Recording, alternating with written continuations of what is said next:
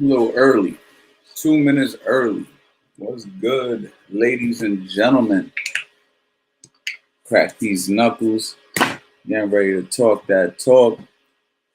What's going on, everybody? We got a Fourth of July weekend coming up, at least here in the United States. So, you know, getting ready. You know the deal. You know the vibes. Let's talk some boxing, ladies and gentlemen. Let's talk some boxing. You know what I mean? As you already know what I like to do. You know I got to do the CA Power Hour, 75% off all courses. Now, this is going to be my last 75% off weekend. I'm just letting y'all know right now. I've been rocking out with these 75% offs every Power Hour, every big sale that I'm doing. This is over. I'm not doing it no more after this weekend. So if you ever wanted one of my courses, now is the time. Now is the time to jump on them. Because after today, I'm not doing the 75% thing no more. That's extremely cheap. I've been doing what I can to help people get the courses. But, this is going to be it for that. You know what I mean? So I'm just letting y'all know. If y'all interested, go ahead and cop it. I'm answering all super chats first. And I'm saying what up to people, man. What's going on? What's good? I'm here to talk to y'all, man. I'm here to talk. I'm here to answer some questions. Let's talk, man. Did y'all see my post that I posted? Now, apparently this happened a few months ago with that guy. He knocked out the black dude with the dreads when he dropped his hands and everything. I posted it on my Instagram yesterday. I posted it today on my YouTube shorts or whatever, and got a lot of traction, especially on my Instagram, man. Like on my Instagram, it's got bad comments. What y'all thought about that, man? I mean, that was crazy. You know what I mean? Let me go ahead and say what's up to some people. You know what I mean? Israeli, what's going on, champ? Nick Smith, it's 23 good? Hours. Turi, was good? Mods Beats, do I sell gloves right now? I have gloves, but I'm not selling them per se. But I'll talk more about that a little bit later. But I will be having gloves eventually.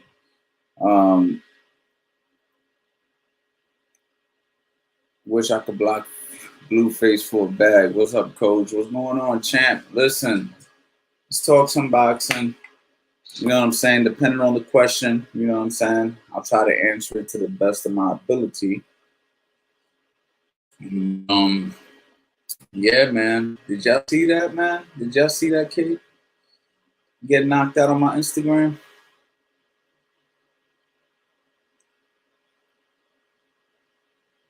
Let me start this off real quick. Let me start this off with my boy real quick. Let me see this question. Hey, I have a question. How do I prepare to feel comfortable with the feeling of punching people? Because when I spar, it's very hard for me to throw punches to my rival.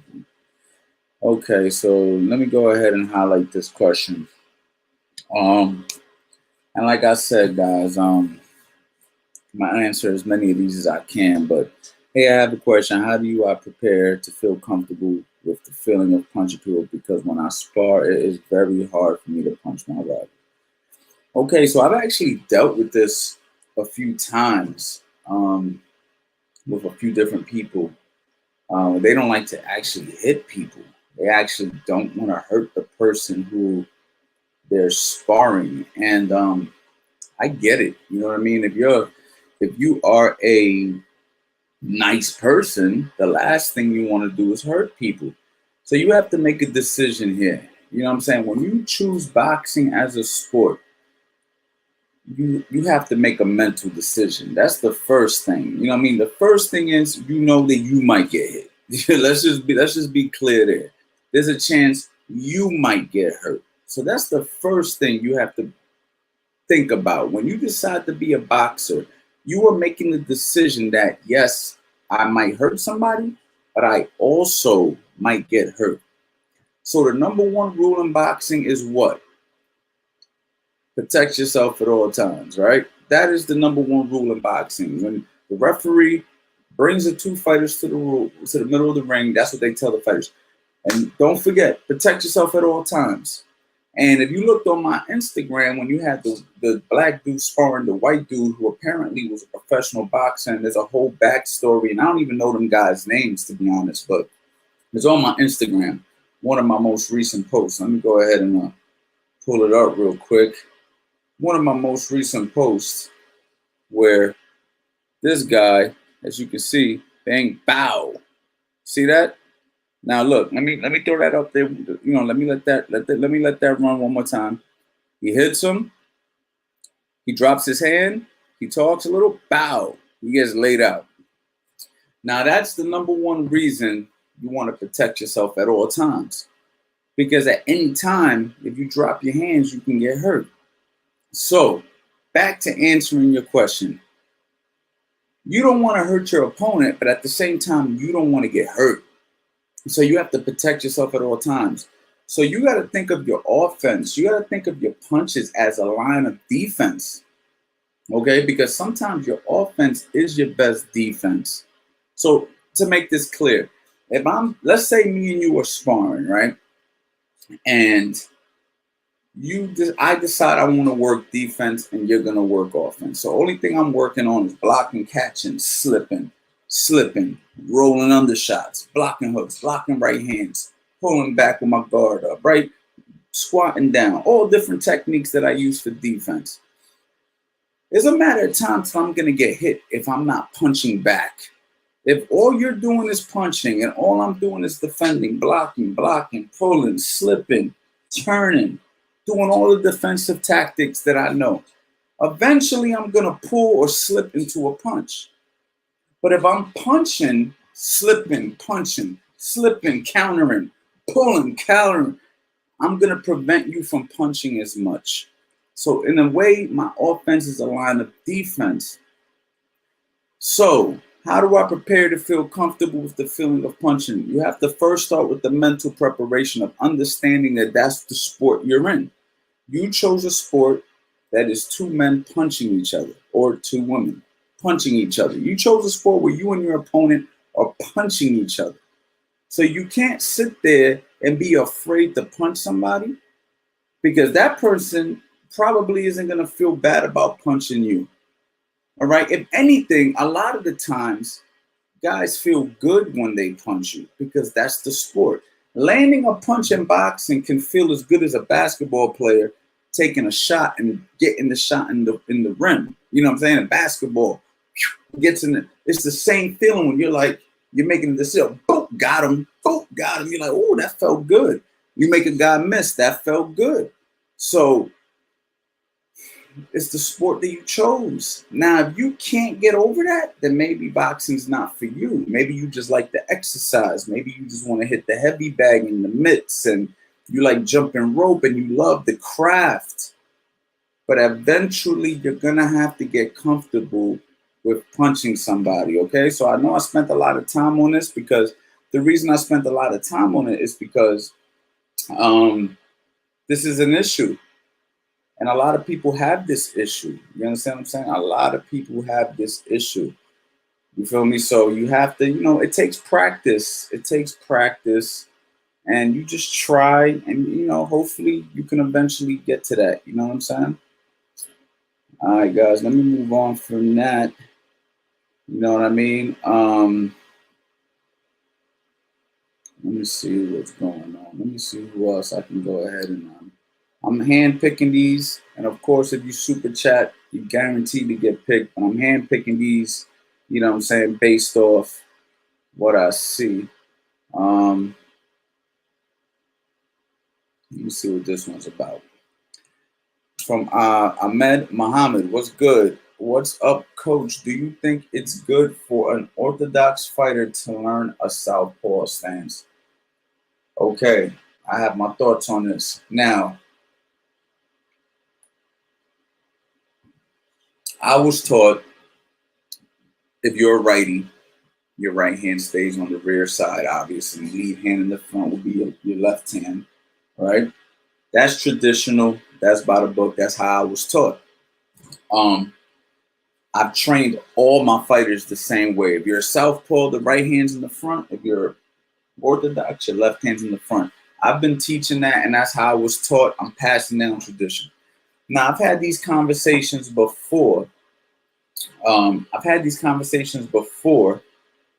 the past with a couple of boxing people who I like to consult with, talks with, and I've always asked that question, like, how come we don't teach both? How come, we don't teach Southpaw and Orthodox from the very beginning? And I've been going back and forth with this in my mind for a very long time. So do I think it's good? The short answer is yes, I think it's good. The short answer. But it just depends when you're learning it, how you're being taught it, etc., etc. Because if you learn how to box like a righty and then you switch southpaw, but the person who's teaching you southpaw doesn't understand, it can kind of mess you up also.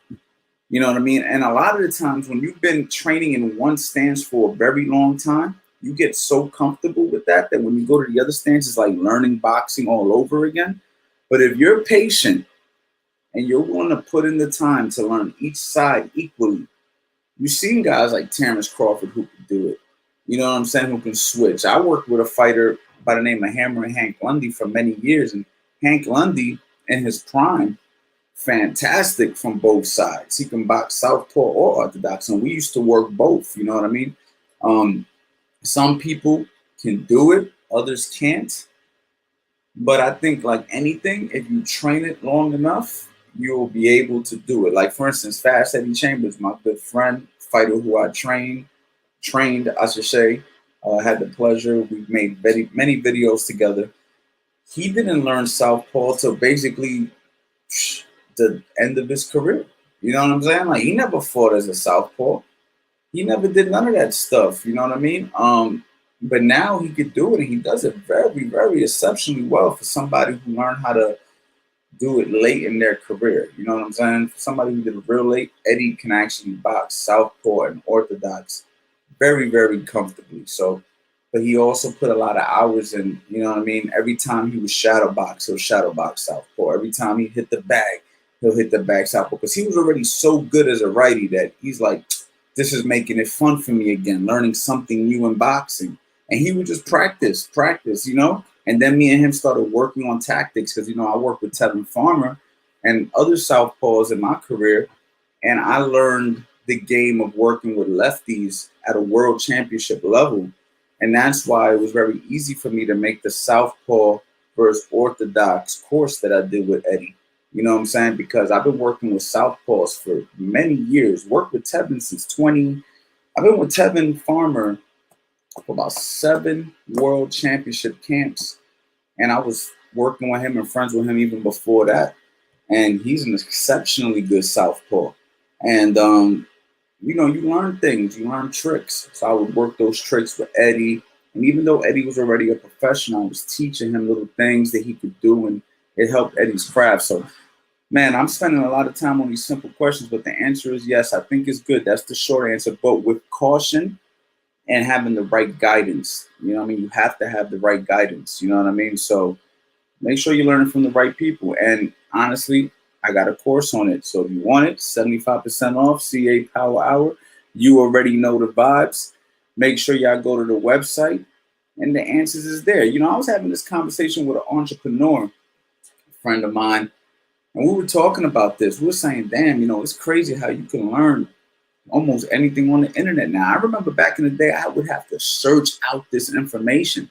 I'd have to go to Philly, to some of the most dangerous neighborhoods, and talk to some of the trainers there, and call up trainers who I'd worked with and fight, spar. I had to go through this whole ordeal to learn this stuff. You know what I mean? And now it's like the information is being given to you guys on a silver platter. You know what I mean? Even when you're paying for it, you're paying for years of information. So, go to my YouTube channel if you don't want to buy the courses, and just study, and then put the work in. you can't just learn something and not put the work in. You have to put the work in. You feel me? So nothing works unless you do the work. You know what I mean? Remember that. You know what I mean? Do you enjoy watching UFC fights? Do you think Anderson Silva has a future fighting older boxers? Absolutely. Um, I thought Anderson Silva looked real good against Julio Cesar Chavez Jr. He looked really, really good. What y'all thought? I mean, in my opinion, uh, he outboxed him damn near every round. And he been boxing for a long time. He looked comfortable. You know what I'm saying? He was letting his hands go. He wasn't getting hit. He was taunting him. He was putting himself in the corner. You know what I mean? Anderson Silva looked really good, man. A lot of these UFC fighters are, they're stepping it up in the boxing game. So they understand that boxing is seriously an important part of MMA. And, I respect those UFC guys. Do I watch UFC a lot? No, I do not, unless I know the fighter. Only because I'm a boxing purist and I'm not fully interested in the ground game. I'm not so excited about the kicking aspect of it, even though that stuff is very effective and those guys will whoop your ass. Don't get it twisted. But I just love boxing. You know what I mean? I'm a fundamentalist. I'm a specialist in boxing. And that's what gets me going. Boxing. I like the sport of boxing. I like the art of hit and not get hit and punches only. And that's just me. But without a doubt, I give a big props to them guys. You know what I'm saying? Big props to them guys. Let me see what else is coming in over here. How to get prepared to get punched. I haven't gotten punched yet, but I want to become a pro. All right. So, I laugh because it's funny when you say these questions and then you say the way you guys end it. You know what I'm saying? So, and I'm not trying to joke on you in any which way, shape, or form. But what I am saying is you've never gotten punched, but you want to go pro. The real thing is you like the idea of going pro.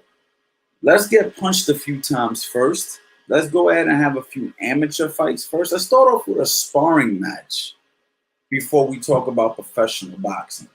You feel what I'm saying? And that's the thing. Like, professional boxing is a totally different thing than anything you guys have ever thought about if you've never even gotten punched. You feel me? Like, pro boxing, if for one, isn't just about punching and getting punched. Professional boxing is a real business, is a legitimate sport.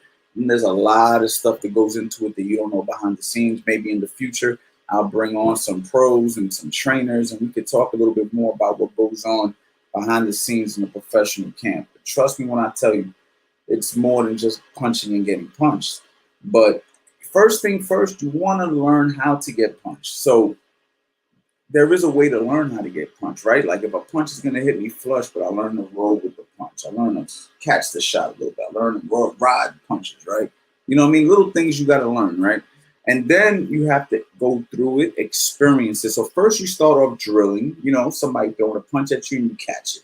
Someone throwing a punch at you, maybe you block it. And get comfortable with just feeling the shots hitting your arms. Get comfortable with the shots coming to your body and you just, you're feeling it. You're feeling the impact. Because a lot of guys, you'd be surprised, they can't even handle the impact. As soon as they feel this, they shake up. You know what I'm saying?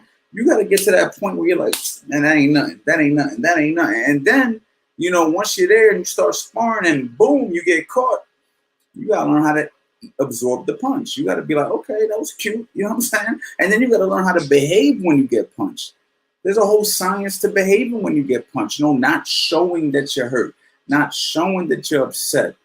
Because a lot of times guys get hit and they want to come back and they want to hit you with some big punches. But it's like, yo, you gotta, take your time. Oh, that was good. Boom. Okay, 2 or 3. Let me get my marbles together. Let me understand how, what patterns this guy's, what kind of speed he's punching.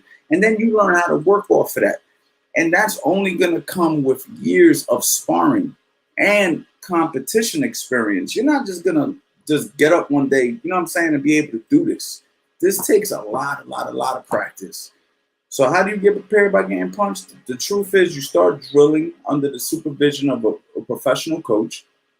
And then from there you start sparring. And that's the real only way you're really going to understand how you're going to handle getting punched. You know what I mean? What you want to make sure also is that you don't get thrown in too deep. You know what I'm saying? Where you go in there, you're sparring a guy who's really trying to hurt you and he's capable of hurting you and you're not prepared for it. So that's why it's very important to do this under the supervision of a coach who's going to guide you and pick the right sparring for you and make sure that you're being protected and make sure he has your best interest, not just put you in the ring where you're getting your head knocked off and now you're scared to spar because the last time you sparred, you got physically damaged. So, there's a lot that goes into it, man. You know what I mean? All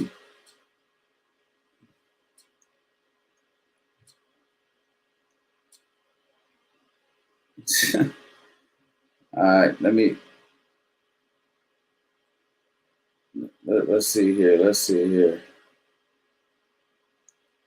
a good one right here. What's some of the biggest mistakes you see other coaches teaching? Very good question. And what I will say is the number one mistake that I see other coaches teaching is for one, I see a whole bunch of, we all got Instagram nowadays. You know what I'm saying? When you watch some of the stuff that's on there, it makes me just shake my head, like scratch my head, to say, like, is this guy serious? Like, you know what I mean? And then I see like people liking it and everything, and I'm just like, wow, okay, well, but if you don't know, you don't know. You know what I mean? That's why there's levels to this. That's why you guys, you know what I'm saying, have to be very smart with who you take your information from. You got to do your research. You got to pay attention. You got to see what works. You got to watch boxing. You got to up your boxing IQ. Because if you just take information from anybody, you're going to, you know what I'm saying? It's very dangerous. That's the first thing. But one of the main things that I noticed that trainers do is they move along too quickly. So, for instance, a guy's throwing a 1-2-3-2 roll, 2-3-2, but he still can't throw the one with proper form and technique. But the trainer's got him doing the whole thing. He's got him doing every punch. And the guy hasn't figured out how to throw any of the punches properly. His stance isn't proper. Everything is off. You feel me? But he's got him doing it all because he wants the guy to feel like he's doing something. That's the biggest mistake that I see, not taking enough time to develop each technique. And I get it from a business standpoint. Guys want to move people along. And I used to think that as well. And there's been a time in my career where I might have done something similar because I want to keep a person interested in the game. And, if you do something that's a little bit too tedious, a lot of times people lose interest. And if they lose interest, they kind of walk away from it. So there's a fine balance of giving them a little bit extra and teaching them a little bit what they're not prepared for, and then pulling it away, and then, and keeping them there. But a lot of these guys don't know how to do that. Like, for instance, me, I might give a guy a little something he's not ready for two reasons. For the first reason would be to see if he's capable. The second reason would be to keep him interested, to let him know there's more. There's more. But then I'll pull it away if he's not ready for it.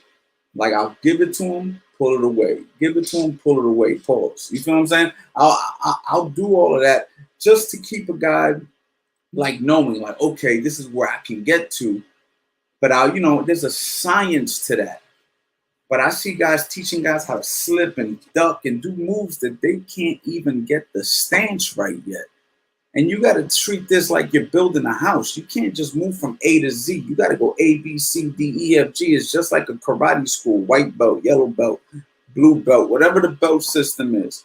You know what I mean? White belt, blue belt if you're a jiu-jitsu guy. You got to know the belt system, so to speak, for boxing. Now, boxing doesn't have a belt system, but we do have a fundamental rule system. At least I do. Look, I'm going to show you this right here. Look. I was just looking through this. Now, I might have flashed this a few times, but look, this is all I got books on books of all the techniques and stuff that I've done over the years. I used to own a gym, And I used to come up with all different ideas. This book is filled to the rim. I have another one. Look, just so you don't think I'm lying, I'm messing with you guys. These books are filled to the rim with information, right?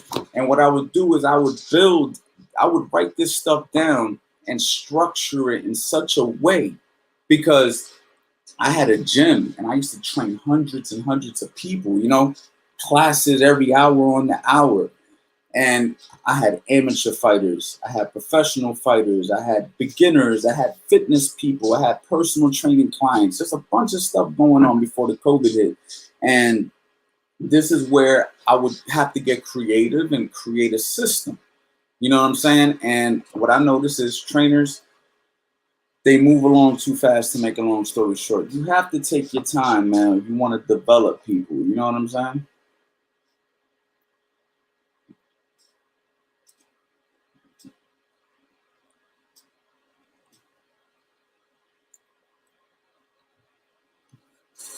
Do you think we'll ever see custom model style again besides Mike? Honestly, things do have a way of running in full circle. So I'm not gonna say no. I think maybe maybe, I don't know, but it takes the right guy to be able to pull off the stuff that Mike Tyson was pulling off, and that's a very rare style that most guys can be effective with. You need a very special athlete, somebody who's extremely explosive, somebody who's going to, you know, somebody who's really, really, really going to somebody who's really going to be able to pull it off, because there's a lot of flaws to the custom model style. You know what I mean? There's a lot of sloppy things in there. I'm not trying to disrespect it in any way, shape, or form, but there's a lot of stylistic things that's the reason why guys don't do it. Like, there's a reason why more fighters aren't doing it. And it's because it takes a special person to be able to do that stuff. Standing like this, going side to side. Easy to work a guy like that with the jab if you know what you're doing. Easy to see those big shots coming. You got good vision and you got good distance. I mean, you need a special athlete. Mike Tyson was the kind of guy that, he moved so quickly side to side and came with them big punches that, it was just like, whoa. You know what I mean? But as you can see, Tyson had trouble with guys who had a good jab, guys who knew how to tie up on the inside, guys who had, straight punches and had, what I mean? Tyson had trouble, you know what I mean? So with taller guys, he had trouble also. So, nothing but respect to Custom Model, one of the greats of all time, Mike Tyson, one of the greats. But I just think that there's a reason why more guys don't do it. And the reason is there's fundamental flaws to that style that a lot of these good fighters nowadays will be able to capitalize on. And that's the reason you don't see it more often. You know what I mean? You don't see that style as often as like a traditional hands up good jab, or a guy who likes to work relaxed behind the shoulder roll. You know what I'm saying? Or maybe even some of these Mexican guys who have a similar aggressiveness but very patient, or a front or a volume puncher. These styles are more common for a reason, because more people could do them. Guys like Mike Tyson were an anomaly. You know what I mean? You don't see guys like that as often. So, I mean, that's just my personal opinion on that. You know what I mean? Other people might disagree, but I really believe that's the reason you don't see it.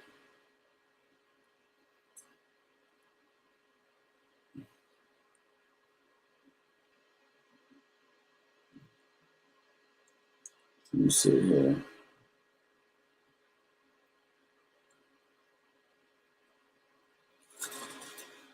All right. Hey, coach, I have a serious question for you. What will you do if you have a kid that all the coaches give praise but never give him a chance? Hey, coach, I have a serious question for you. What would you do if you have a kid that all the coaches give him praise but never give him a chance? Not quite sure what that means. Read it twice because I'm not sure. What do you mean he gives praise but doesn't get a chance? What does that really mean? Because, like, where does he not get a chance if he's getting praised by everybody? So I'm going to need you to elaborate a little bit more on that question. You know what I'm saying?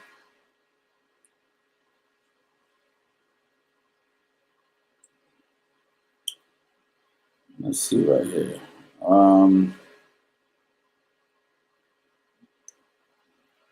So Wolf, I'm not saying your first name, but Wolf, elaborate for me. I'm gonna go ahead and move on to my man right here. How do you coach aggression? Um,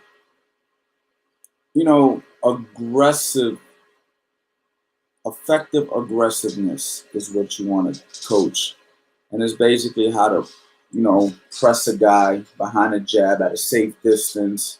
You know what I'm saying? But you need the right athlete once again. You know what I'm saying? Not everything is for everybody. Remember that. Not everybody could fight like Floyd Mayweather. Not everybody could fight like Mike Tyson. Not everybody could fight like Canelo, Errol Spence, Terrence Crawford. You know what I mean? Yeah. Everybody is not for everything. So you coach effective aggressiveness with the right kind of guy, the same way you would teach a guy, you know what I mean, ring generalship. You try to teach a guy everything, and you just teach a guy how to, let his hands go. And some guys are very natural at just letting their hands go. They just have a way of they let their hands go. Other guys, it's like they put a little bit more on their punches. It's like everything they throw is just like a little bit more hard. You know what I'm saying? Pause. And then you got other guys who they're just not that heavy-handed, but they're just real slick and slippery, and they can just do different techniques defensively that just come natural.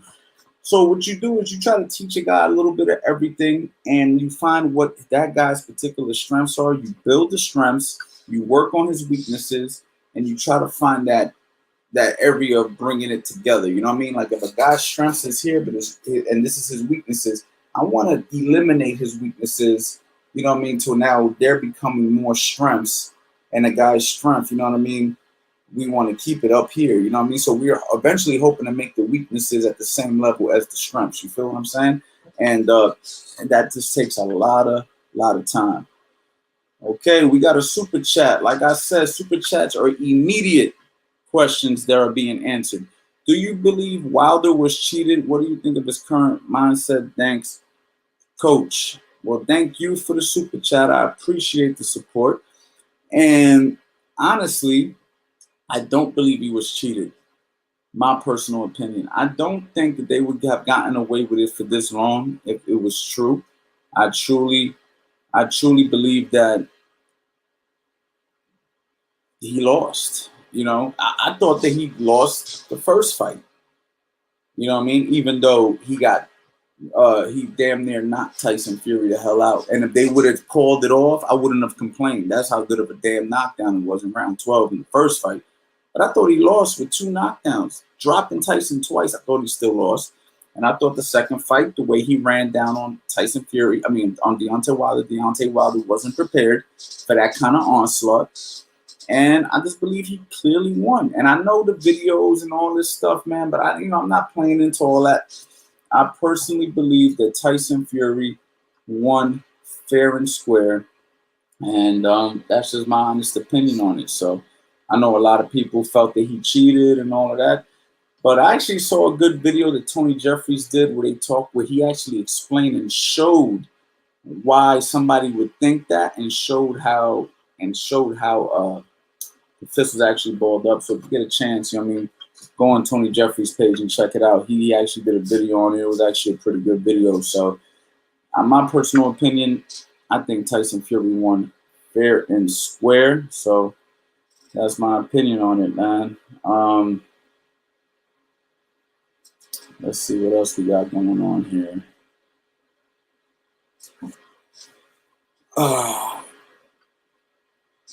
Thank you for that super chat, by the way. I appreciate you. Cortez, how do you get Golden Gloves? Well, Golden Gloves is a tournament that you have to actually partake in. And every state, for the most part, has their own version of the Golden Gloves. Florida has the Golden Gloves in South Florida, and they have in North Florida and New York City, the Daily News Golden Gloves, which is obviously one of the most prestigious ones in the East Coast. And every city, town, whatever, for the most part, that has boxing programs has a Golden Gloves, at least here in the United States. And the way that you get the Golden Gloves is by winning the tournament. And there's different levels to it. You know what I mean? If you have less than 10 fights and you do a novice Golden Glove, you can win the Golden Gloves as a novice, which means you win for your novice tournament, but you're not able to advance to a national. And if you're an open class fighter and you win the Golden Gloves, let's just say for New York City or New York State or whatnot, then you go ahead and you represent New York in the Nationals. And the Nationals is where the Golden Glove champion from every single state meets up, and then they have the national tournament. You know what I mean? A lot of times you got to fight 5 days in a row, different things like that. So the Golden Gloves is basically a tournament that you have to partake in. That's the way you win the Golden Gloves. And there's different Golden Gloves. There's different things. You could be the state champion. You could be the Florida State Golden Glove champion, but go to the Nationals and lose in the first round. You know what I mean? And then you got guys in the Nationals who win the Nationals. That means they beat everybody who they were supposed to beat, and now they're the national champions. So winning a national Golden Glove is a pretty prestigious tournament for amateur boxing. It's pretty highly respected. So, that's how you do that.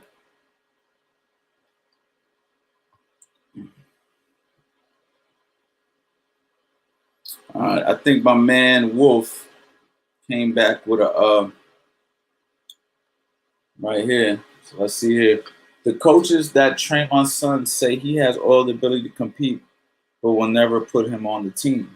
Well, I still don't understand why they wouldn't put him on the team. There's something missing in this right now. Like, if he has all the ability, then there's a reason why they won't put him on the team. Maybe he's not ready. Is he not training hard enough? Is he not sparring? Is he too young? Like, I need to know what's going on. Like, there's more to the story than he has all the ability and they won't put him on the team. If I have a kid and he has all the ability and he's putting in the work and he's sparring and he's looking good, then he's going to be on the damn team of my gym or whatever I'm representing.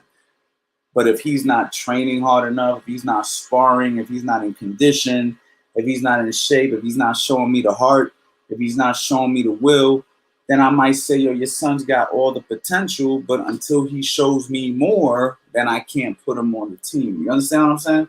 So there has to be something that is not being elaborated right now, because there's no way that a kid who could fight, who is in shape, who's sparring, who's doing everything he's supposed to do, and the gym is a real gym that's pushing fighters, why they wouldn't take him and add him as an addition to the team. Box, at least from my experience, any boxing gym that teaches boxing for real fighters are consistently looking for new talent to add on. You feel what I'm saying? So, I mean, how old is your son? Is he too young? Is he not training enough? I mean, how many days a week is he training? Is he in shape? Is he sparring? A lot of factors here that I don't know. You know what I mean? So it's hard for me to answer this in full.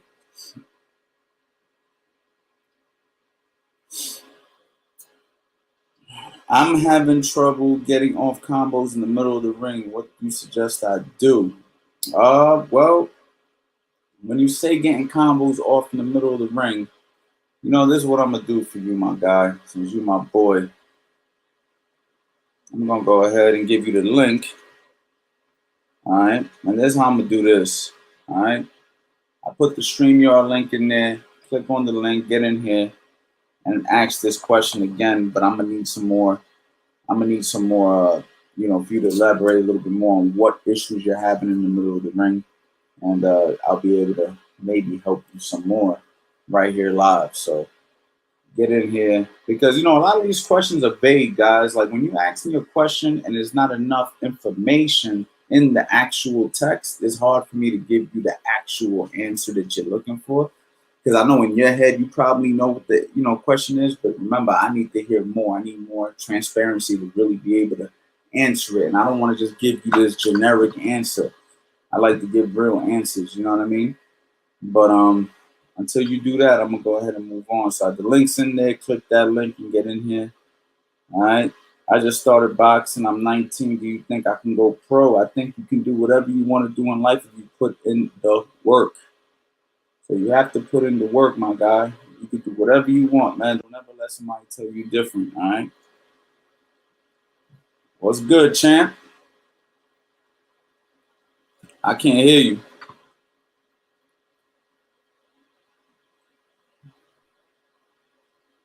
There's no sound. You hear me?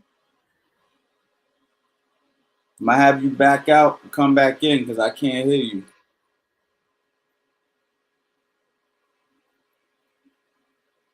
All right. I kicked you, but you just come back in here. There's an issue with the sound. Can't hear you.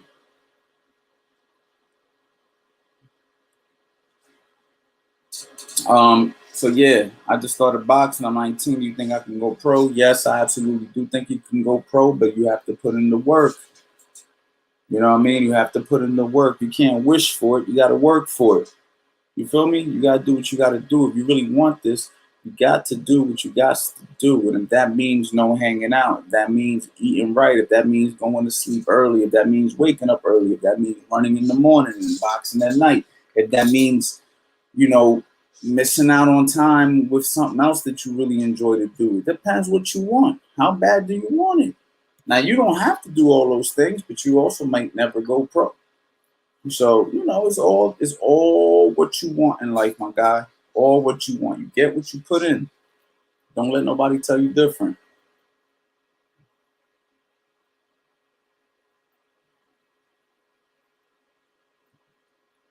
All right, let's see if my guy comes in here. You,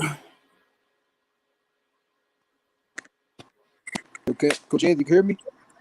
I kind of, yeah, now I'm starting to hear Can you you a hear little me? bit. Yeah, I can hear you. What's up, Coach Ant?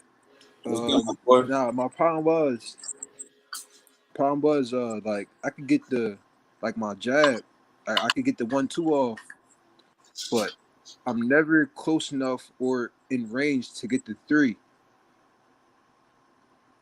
In the middle So of I the can ring. get like the 1-2 is there all day, but it's the three. Like I can't get more than the 1-2 off unless I have them like up against the ropes or like we're both just sitting down or punches. Then I can get combos off, but in the middle of the ring, I can't.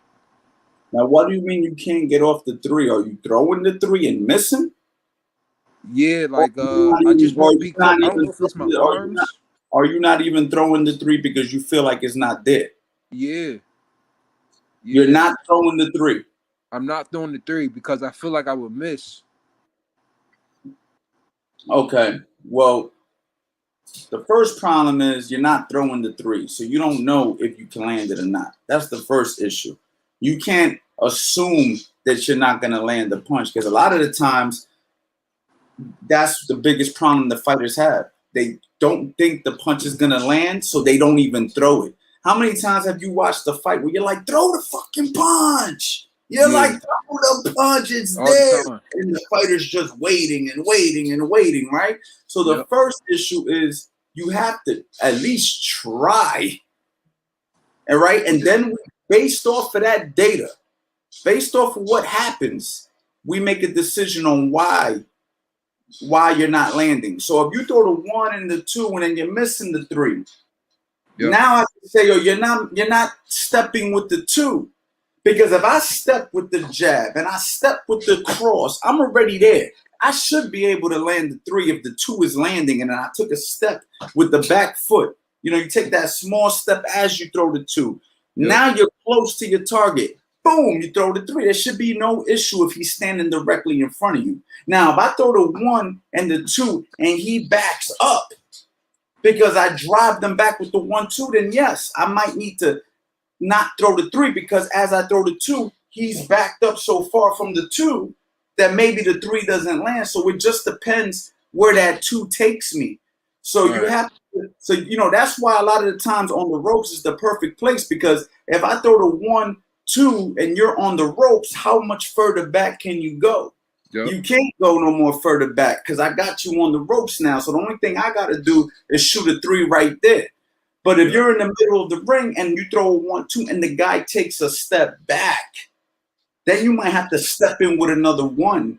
Or you might have to, you know, after the two, move your head a little bit, creep back in before you throw the three. But if he's standing directly in front of you and you land the two and you let the three go right there, you should be able to land it if he doesn't step back. off the 2.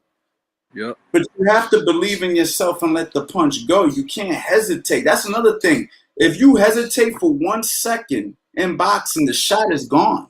Yeah. It's like right now, if I want to shoot somebody and he's in front of me, but then he goes, oh, damn, I should have pulled the trigger. It's no different in boxing. If I don't pull the trigger when it's right there, then forget about it. You got to start all over again. That's why I used to get frustrated when I would work with fighters, because I'd be like, throw the punch, and they wait.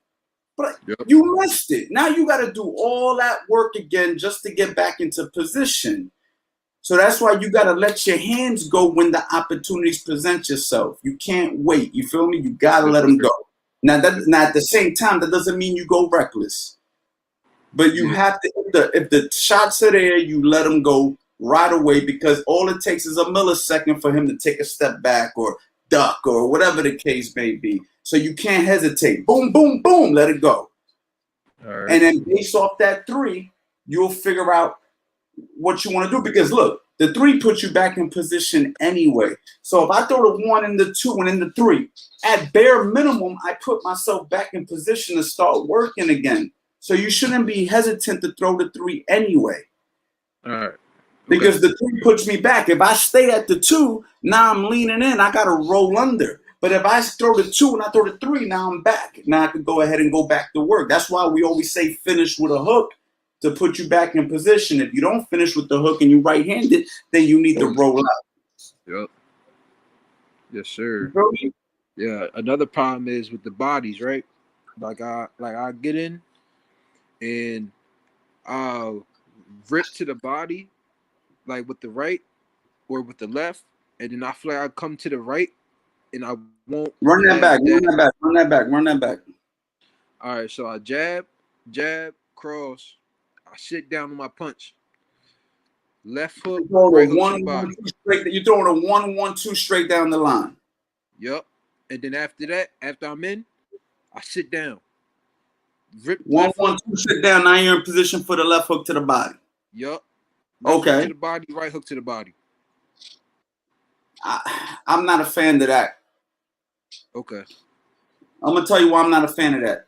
When I go 1-1-2, well, when I throw 1-1-2 and I put all my weight on my front leg, and I'm gonna do it real quick. I put all my weight on my front leg and I throw the left hook to the body. Boom. I feel more comfortable from right here, shooting a left hook to the head, right? So body, head, because I'm already got all my weight transferred on my front leg. You feel me? All right. Yep. Look, let me really explain this to you, so you know what I'm saying. All right. All right.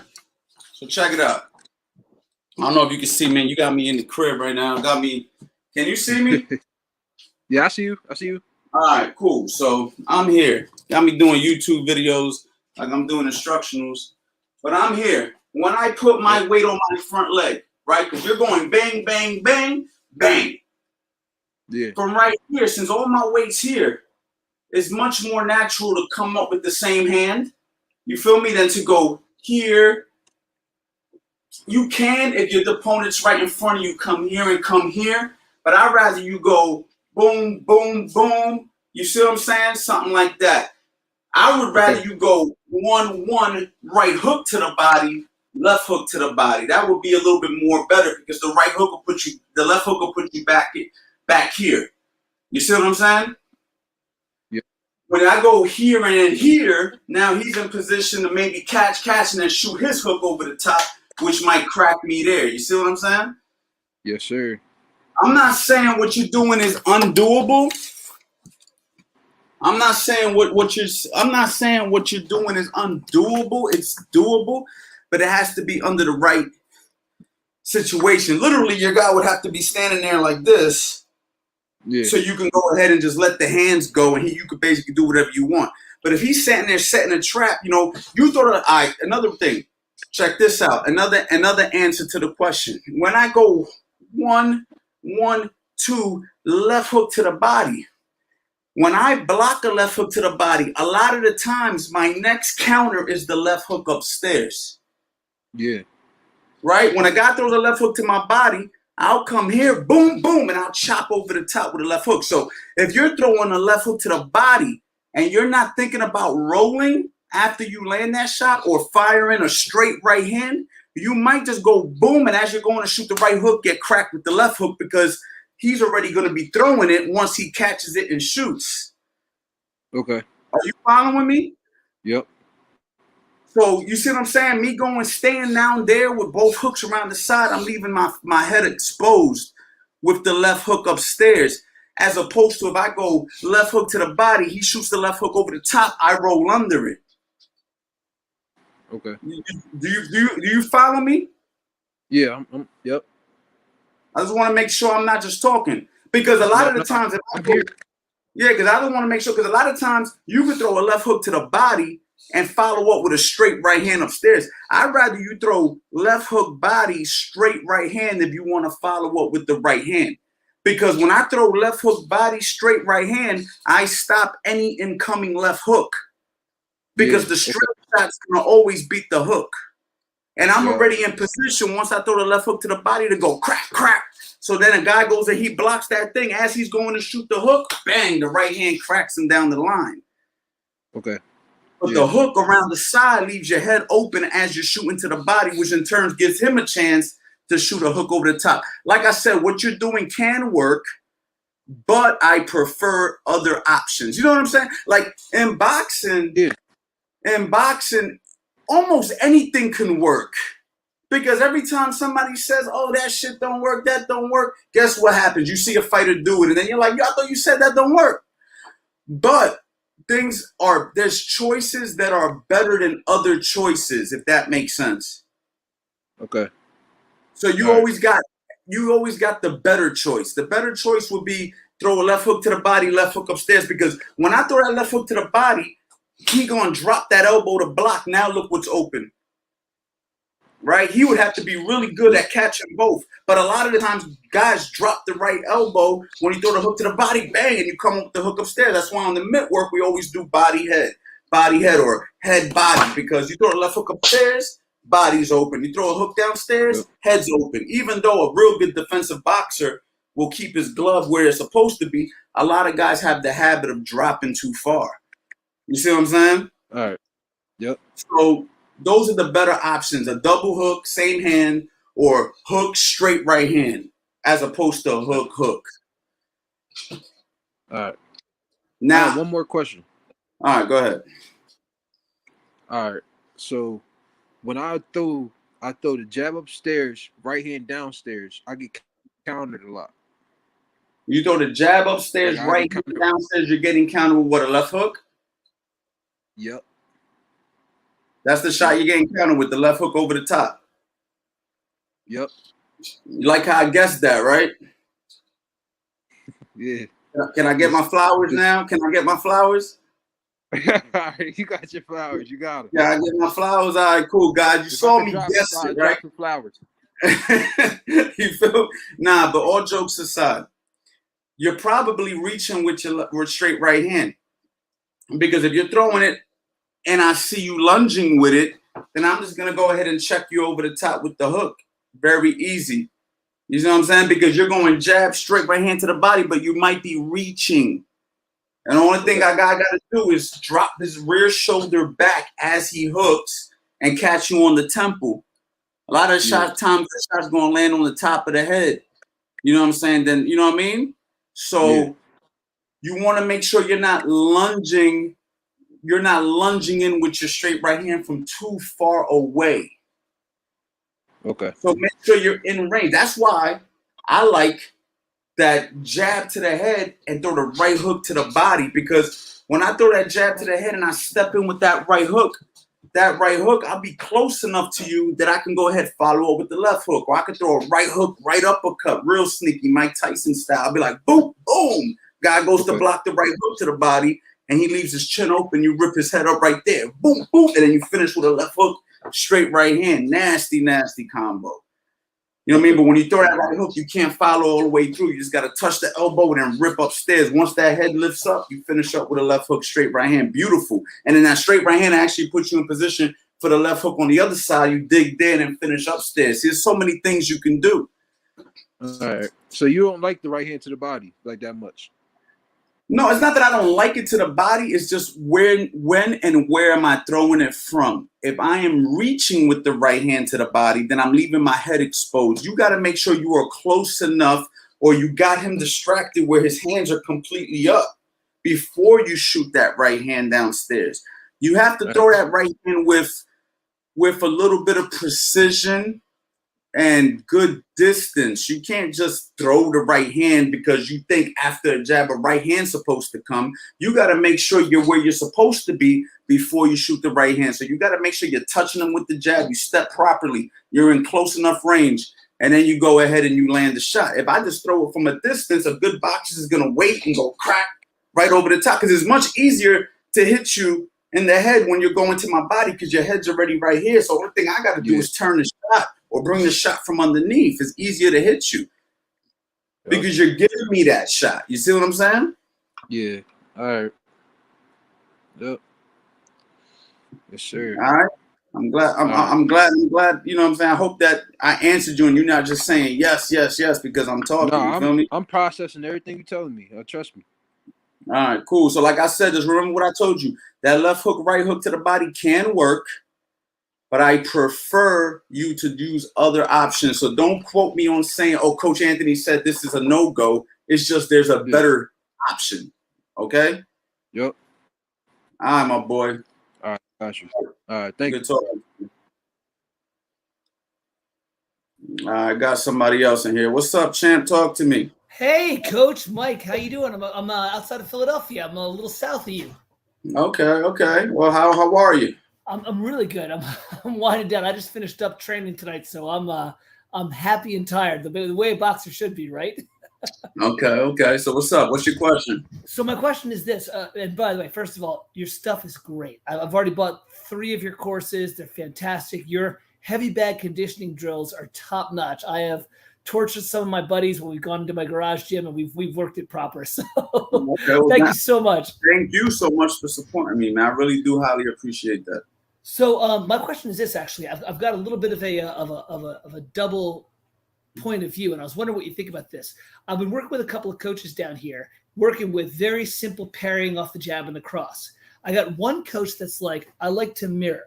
So when the left jab comes, the right hand parries and deals with it.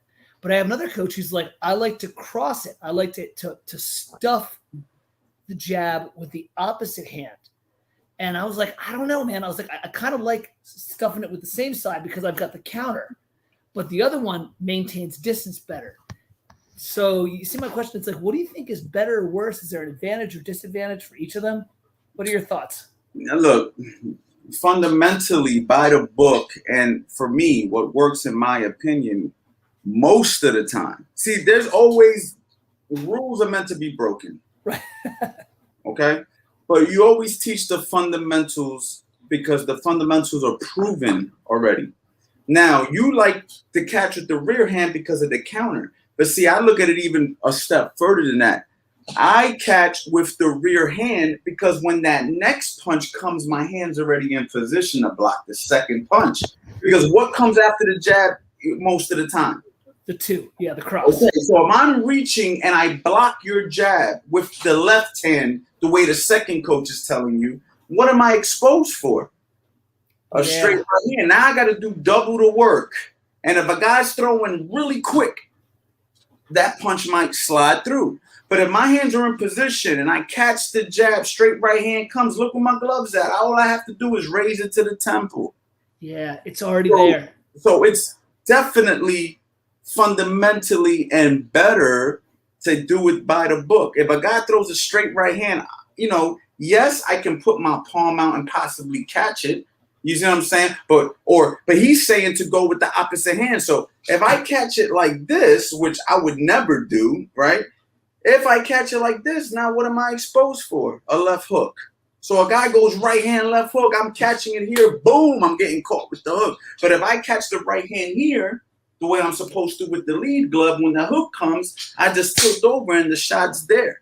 So the second coach, I probably would go with your first coach. Yeah, and no disrespect to him. Everybody's got a thing, but it felt right what you just described. That idea of keeping the same side, keeping it very tight. Everything kind of comes to me instead of me reaching for it, Yeah, look, boxing defense is put in a way so everything is there for you to not think. It's like a system that's in place for your business so it can run by itself. When you learn how to box properly and your hands are supposed to where they're supposed to be, you don't have to think anymore, because when you're doing things properly, your hands are already there. Got those a jab, boom. Got those a right hand, boom. Got those a hook, boom. Got those a left hook to the body. I slightly squat, boom. Got those the other side, boom. So look, I didn't have to do all this reaching for punches and flaring with the hands to try to figure out where the punches are coming from. Everything's right there. Pop, pop, pop, pop, pop, pop, pop. I don't got to do anything. You see what I'm saying? I don't got to do nothing extra. We don't want to have to do extra work for the same result. Yes. Coach, thank you. That's a great answer. That's what I need to help to organize that. I like that. I'm running with it with my guys next week. All right, cool, man. And you already know, I don't know if you got Defensive Principles 101, but we go over all that stuff on there, me and Eddie. You getting me to spend some more money? I think it's worth Listen, it. 75% off. You'll get it for, this is my last 75% sale, by the way. But honestly, everything's in there. Everything's in there. Even little things that you might not expect to be in there. So just give it a check out if you want. That'll be great, Coach. Like I said, I've already bought 3 of your courses. They're phenomenal. They're great stuff. Thank you so much, man. I appreciate you coming on. God bless you. Have a great weekend, all right? You too, my brother. Take care. That was dope. My boy came in with some good questions. So that's it, man. I mean, the truth and the fact of the matter is, guys, boxing is going to give you a lot of different options, and you meet 100 trainers, you're going to learn 100 different things. But the fundamentals is the fundamentals, and you have to always remember that. You can't get away from the fundamentals, man. They work, and there's a reason why traditionally they've been passed down. And that's what I always talk to you guys. Like earlier in this segment, I said, make sure you know who you're getting your information from. Do your research.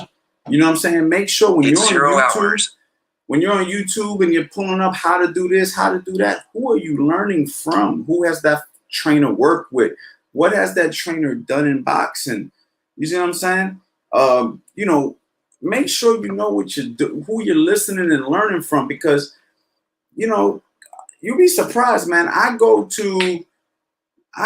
talk to any man on the street, and I've talked about this before. You talk to any man on the street, ask 100 men. I don't give a damn where you go. Do you know how to fight? He gonna say, hell yeah, I could fight.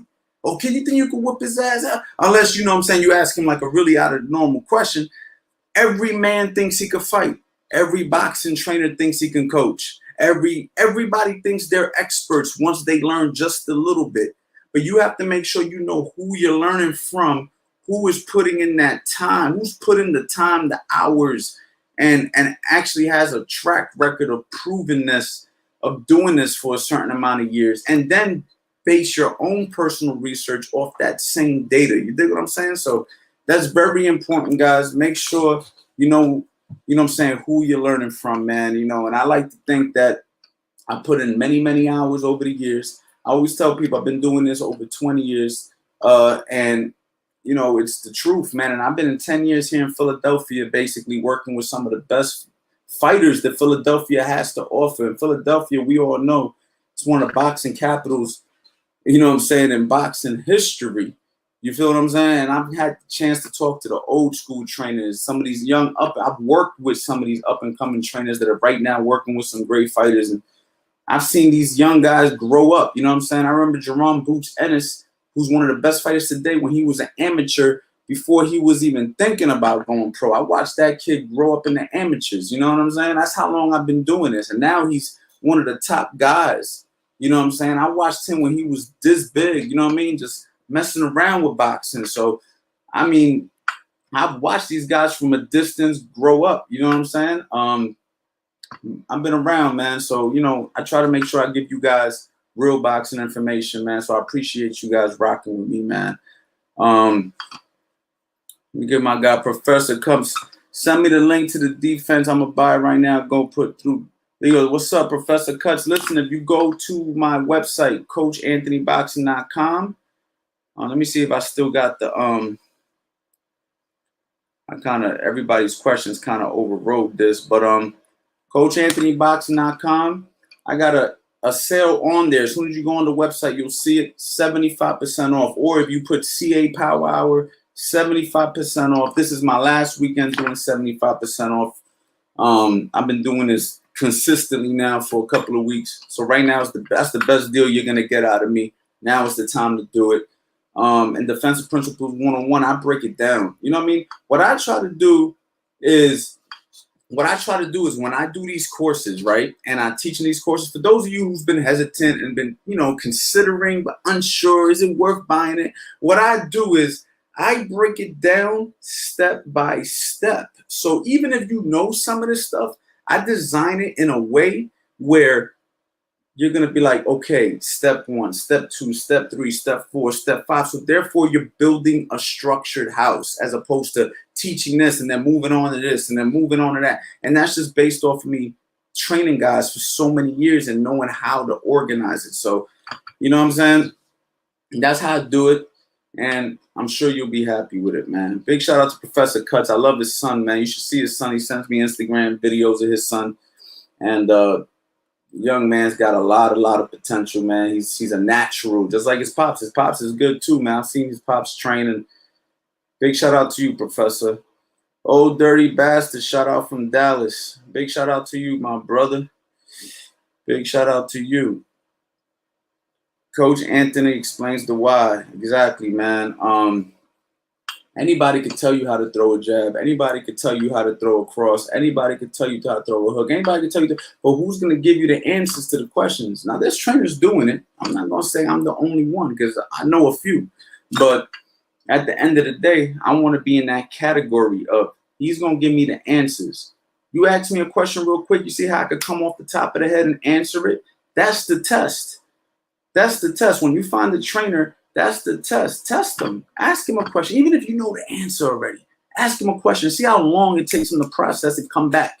That's when you're going to know who you're dealing with. You know what I mean? I can answer the question 4 different ways. You feel me? I'm not trying to sound cocky, but I put a lot of hours into this, man. A lot of hours. Just bought it, Coach. Thank you. Thank you, Michael, man. I appreciate you so much. Appreciate you, man. Listen, when you guys show love, purchase the courses, listen, man, of course, you know what I mean? I want to provide value to my people. That's what I need y'all to remember. I want to provide value. I want y'all to keep coming back to my channel. Keep watching my future videos. This is the only way. I'm not here just to put out a bunch of BS. I'm here to put out the best I could possibly put out. And my stuff is always going to keep getting better because I'm going to continue to learn and I'm going to continue to give you guys that information. So, I just want to say thank you so much for your support because all it does is let me know that I got to keep going.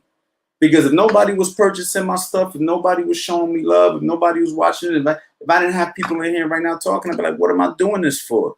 But you guys keep me going, man. So I appreciate you guys so much, man. You showing me love makes me say, all right, I gotta keep this going. I gotta step it up. I gotta put out something new. I gotta make sure I'm teaching. And I got something really dope that I'm gonna post next week. I was gonna post it this week, but I've been doing some final tweaks. So basically, I'm gonna post a video on YouTube next week. I'm gonna wait till this 4th of July weekend thing is over. So I'm probably just gonna go live the next few days. So if you guys, you know what I'm saying, are just chilling in the crib, 4th of July weekend, and y'all want to hang out with me and you want to just talk boxing, I might see who I could bring on here. Maybe I get Eddie on here. We'll do some more Q&As, or maybe I'll even bring on some other people.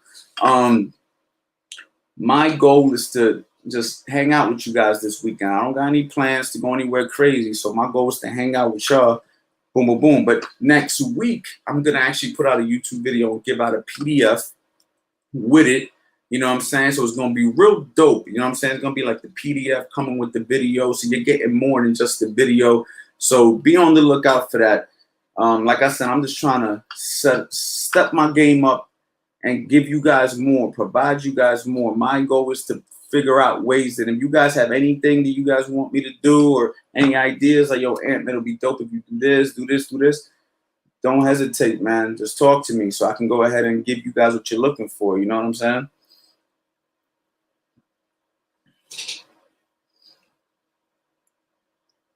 Facts. 45 champions have come from Philly. That's way more than most countries, man. Yes, man. Philadelphia got some great history, man. And I'm not from Philadelphia. I grew up in New York City. I lived in Florida for 10 years, and I've been here in the South New Jersey for the greater Philadelphia area for the other 10 years. And honestly, man,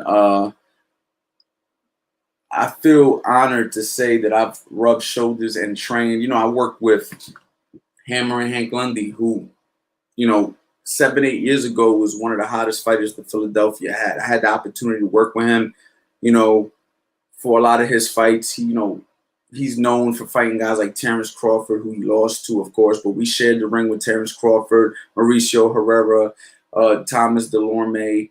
And he's fought many other fighters over the years. And in Philadelphia, he was a top guy for a long time. Might have moved up in weight a little too fast. He went after the money, and, it is what it is. But he was a great fighter. I worked with the outlaw Eric Hunter, who was very, very good, very talented fighter.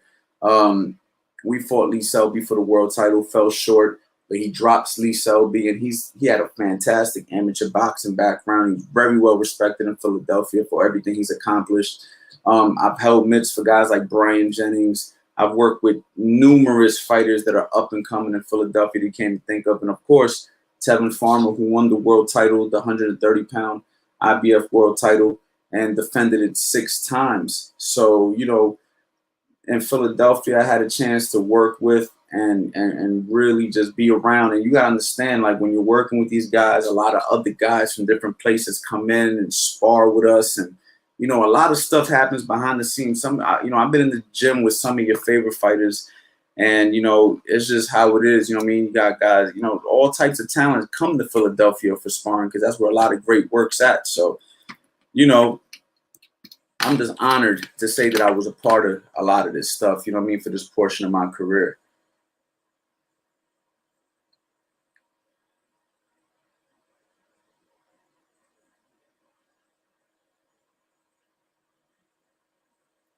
Yes, give us more. We love a counter-punching product.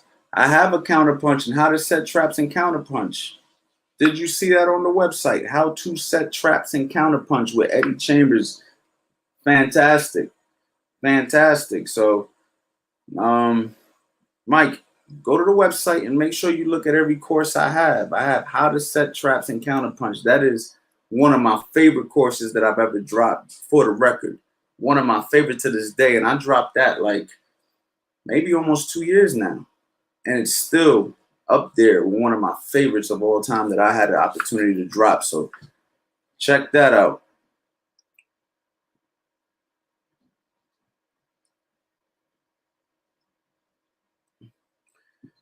Drop a video on training trainers so they're educating their clientele with the truth, how to properly hold mitts and fit them. Yo, that's coming soon, man. I'm going to do a mitt work. A lot of guys got to remember, man, when it came to mitt work, that's how I really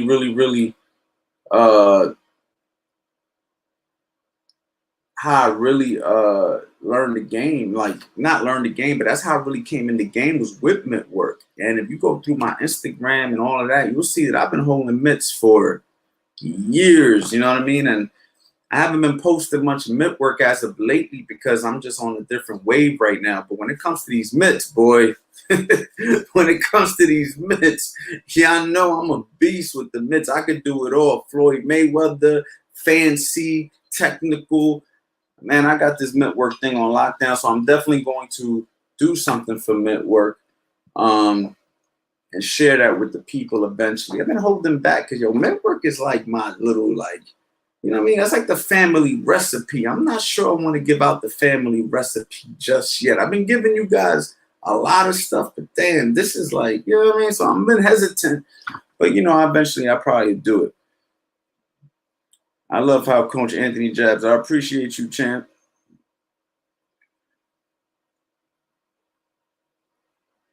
see right here.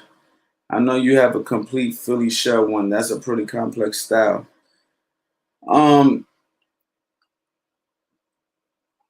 I know you have a complete, yeah, the Philly shell system is actually a really good one. Yes, it's complex and it's not for everybody, but it's definitely something that I would suggest that you learn, whether you use it or not, so at least you understand it. You know what I mean? So you understand how to properly shoulder roll. So you understand how to bend the waist and pivot around and do all the things that a lot of these slick fighters is doing. I think that every fighter should have that element, whether you use it in full or you just use it in bits and pieces. You know what I'm saying? So, yeah, that's how that goes. Coach Anthony, holla at me. Really interested in the Zoom session. All you gotta do is go to the website, CoachAnthonyBoxing.com, purchase one, and either I or my assistant will get back to you. We'll schedule a time that works for both of us, and that's that. And then that's how we move forward from there. So, yeah. All you gotta do is go to CoachAnthonyBoxing.com, and that's where you go ahead and you make all the purchases, man. I'll go ahead and put that on the website real quick.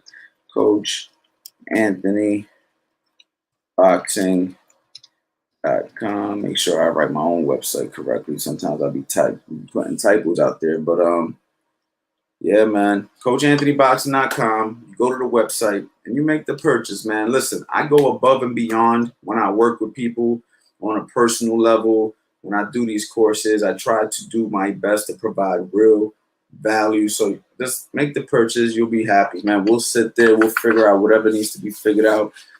Some of y'all might have just seen how I was chopping it up with my boy right here. You know what I mean? I'm giving him information right there. The Zoom sessions are like that. We can do workouts on there. You know what I mean? And we can also do, just Q&As where I give you the answers, and then, you just jot down the information, bring a notepad, bring an iPad, write the information down. You know what I'm saying? It's going to be customized to you when I work with you one-on-one. I don't do as many Zooms as I used to because I've been busy, but if you go ahead and you do it, because I'm still leaving my Zoom up there. I might eventually take it down completely. So now is the time to do it, because I might stop doing Zooms altogether because I get really busy with those and I got other stuff going on, and you know what I mean? Just a lot of stuff going on, and I'm one guy. But now, if you want to do a Zoom session, they're still up there.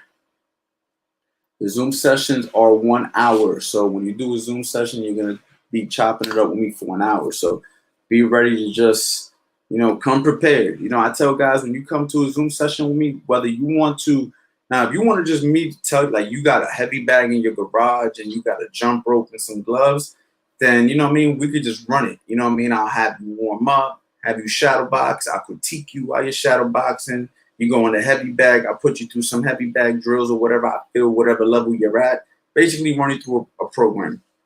Other people who want to do Zoom sessions with me, they just want to pick my brain because they plan on training at a different time. And those people, I tell them, come prepared. Have all your questions ready so we can get the most out of the session. Because a lot of the times, even when you ask the questions, I'm going to make you stand up, shadow box it, because I'm going to make sure that you're doing it properly or whatever. So, the Zoom sessions are very educational. It's one-on-one. It's almost like, it's really just like, you're just getting a real one-on-one personal training session with me, man. It's highly effective, believe it or not, man. I actually was pretty surprised on how much I was able to get out of people working with them through a camera. It's crazy the time that we're in and the technology that we have, and how if you use it properly, man, you can get a lot, and that's part of the reason that I got into this whole space of YouTube. When I first started YouTube years ago, I didn't know where this thing was going to go. I just was like, I want to be a person who can give out information, real information, because I've seen other boxing coaches doing it. And I'm like, he's okay, but I could do that better. I could teach that better. I could explain that better. I can teach better stuff. I'm competitive like that. So if I see another trainer on YouTube doing this thing, even if he's good, I'm going to say, yeah, he's good, but I could do that better. I'm just a competitive person. So it's not that I'm hating on no other YouTubers or nothing like that who teach boxing. There's other guys out there, but if I see him doing it, and if I do a video on that same subject, believe me, I'm going to explain that thing to the T. And that's just my competitive nature. And I always said to myself, like, what if like somebody who's really, really a top boxing guy was to have a channel where I could just go to and listen and learn, and that's what I said, you know what, I want to be that person. So that's why I made sure when I came to YouTube, I came correct, make sure I'm teaching the right stuff, make sure that I'm, giving out real information and not no bull crap. And that was my goal, man. And now it's going to a whole nother space, a whole nother level. And it's thanks to you guys, you know what I'm saying? Showing love, you know what I mean?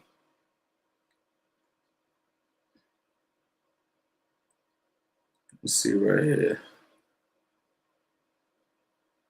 Just bought the counterpunch one. Thank you, coach. Yo, Mike, man, you are showing super love, man. Big shout out to Mike, man, who bought damn near all my courses, man. Big shout out to Mike.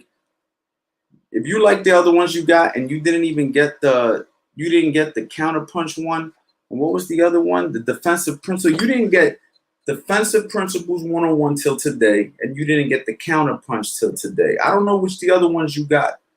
Put in the comments which the other 3 that you had, because you said you had 3 already. Them 2 that you just bought today are like 2 of my best ones. So if you were like, you came on here and you were like, yo, man, I really you really liked heavy back conditioning drills, which is a good course. I mean, don't get me wrong. You're going to get in shape if you get my heavy back conditioning drills, especially if you do it. And now the way I got my courses set up, they come with the PDFs. So they come with the little programs with them. And, I spiced everything up, you know what I mean, since I had it 2 years ago. If you liked those 3, and you didn't have defensive principles 101, and you didn't have the counterpunch, do you have the angles and how to create them yet? Do you have that one? I don't know, because them 2 that you just got today are some of my best work, and you like the other stuff, and you're gonna love this. I guarantee you're gonna hit me up personally, like, yo, I can't believe I waited this long to get these if I liked these. You know what I mean? Because defensive principles 101 and the counterpunch are like top of the food chain on my my roster of what I put out so far. And trust me, I got a lot of stuff coming in the future that's gonna, man, listen, I've just been chilling, but we about to pick it up. Royce the 59 follows you on Instagram. Yeah, big shout out to Royce the 59, man, one of Eminem's people. Yo, you'll be surprised who follows me on Instagram. You'll be surprised who followed me on Instagram. I had a guy who followed me on Instagram that I couldn't believe it. He had millions of followers, and he told me, I love your YouTube channel. I'm not going to say his name because I don't want to make it seem like I was like, playing him or nothing, but I didn't even know who he was. I had to ask, and people were like, you don't know who that is? And I'm like, nah, I didn't know who that is. And this dude had millions, the blue check, the whole 9. He was legit all over television. I felt stupid as hell. He knew who I was, and I didn't know who he was, but he was a big boxing fan, a big YouTube. He was like, yo, I was going on YouTube learning from you. And I'm like, yo, I'm so honored. Yo, this is a small world, man. The internet brings us all together. You don't know who's watching who. Even the people who don't follow you watch you a lot of the times. Yo, it's crazy. Yo, when Coach Anthony came to Royal Palm Rec, I became number 2. True story. Number 2 at what, champ? Sharky, truth be told. Who am I speaking to right now? Royal Palm Beach Recreation Center is one of the places I boxed at when I first started boxing years ago. Royal Palm, this is when I lived in Florida, and I started boxing. Got some memories in Royal Palm Boxing. Big shout out to Royal Palm Boxing Recreational Center. My man Bill Connors was a coach there. Bill Connors refereed everybody in Florida, from Roy Jones Jr., everybody. He's the one who taught me how to throw the hook, but throw it like straight, like a jab. He would be like, I used to referee fights and see guys throw hooks like this and they would miss. But if you throw it like this, it'll land. And, I added that to my repertoire. I even have a video on my YouTube, how to straighten out your hook. It's a good technique to add to the arsenal. I wouldn't say replace this hook or this hook, whichever one's your preference, but I would definitely say consider adding it. It was good. I learned that from Bill Connors at Royal Palm Rec. I hope he's doing good. I haven't spoke to him in probably 20 years, but yeah, big shout out to him, man. And big shout out to the Royal Palm Rec.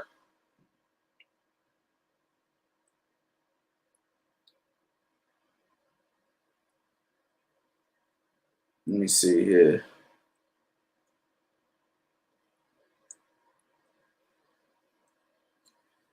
Man, we are blessed. YouTube lets us get taught by top talent no matter where the geography, what a treasure. We're lucky to have this available. Yes, man. I say the same thing too, man. Like, listen, Michael,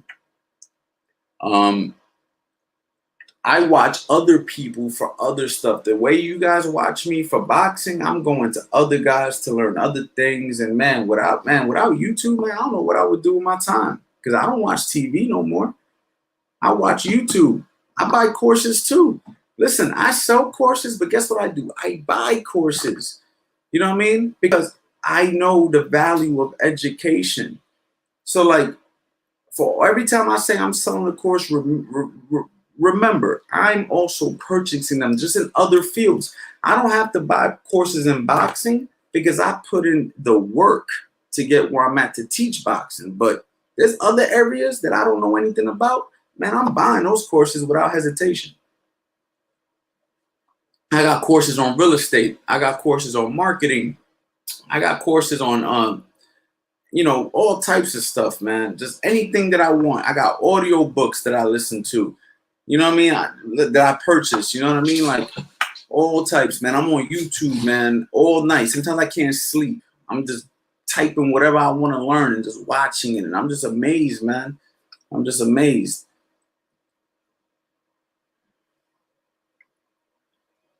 I bought heavy back conditioner drill, footwork drills, and angles and how to create them. Okay, Mike. So yeah, those are all good. Those are all great courses. I think you're going to be really, really happy with the two that you got today. Angles and how to create them is hands down one of my favorites. Footwork drills, very beginner friendly. Heavy back conditioning drills is exactly what it sounds like.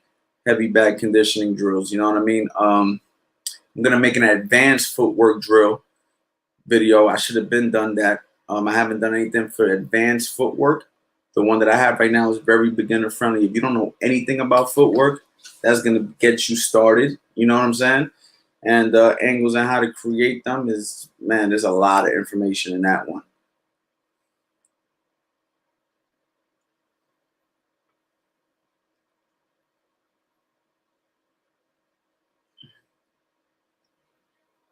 Let's see, man. A lot of guys showing love, man, tonight, man. A lot of guys showing love. I appreciate you guys for showing love. Look, I'm going to go ahead and answer another question in here. Drop the link, man. You know what I'm saying? Drop the link. You want to talk to me personally? See what's going on right now. It's 12:25. I'm still up. So let me go ahead and check this real quick.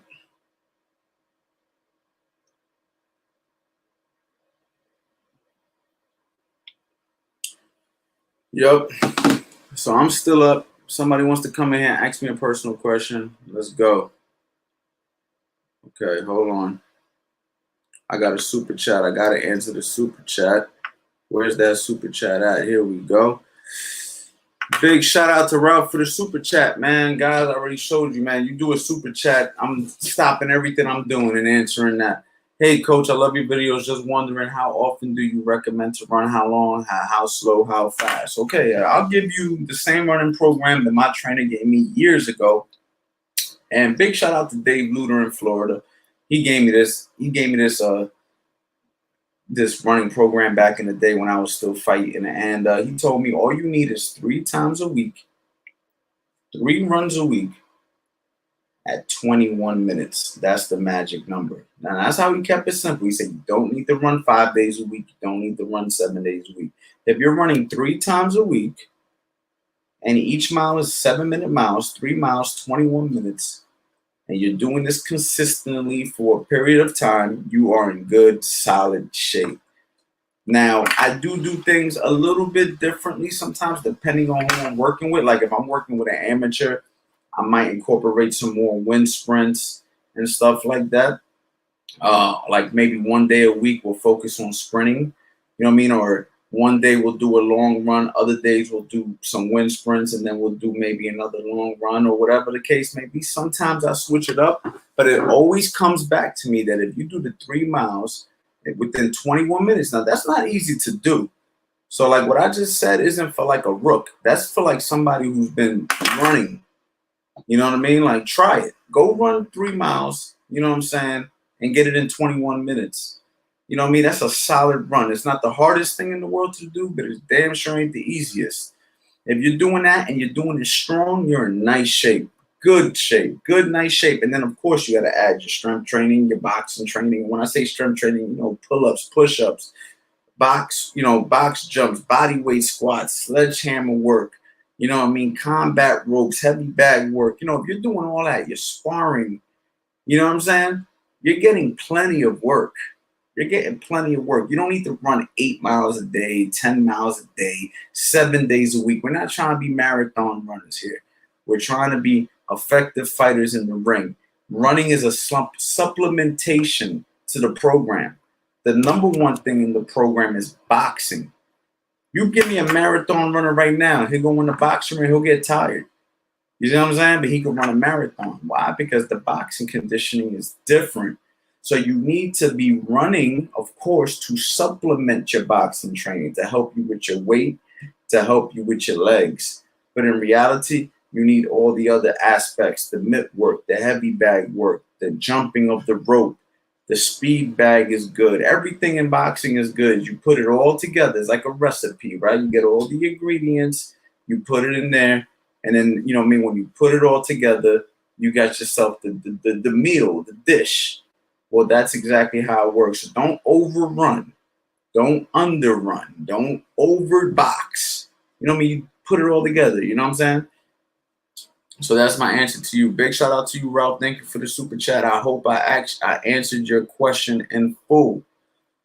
Michael Trejo said true.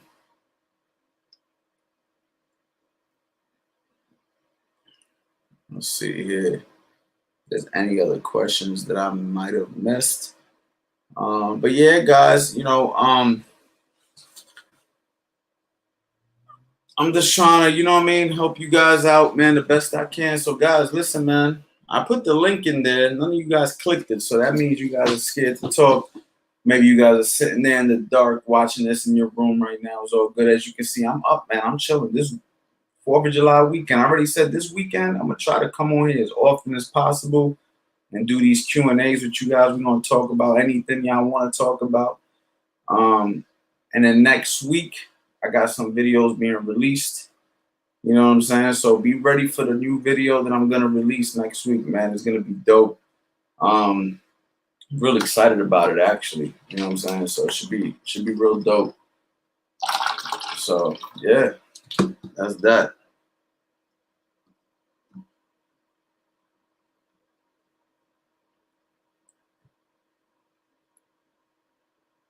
Let's see here.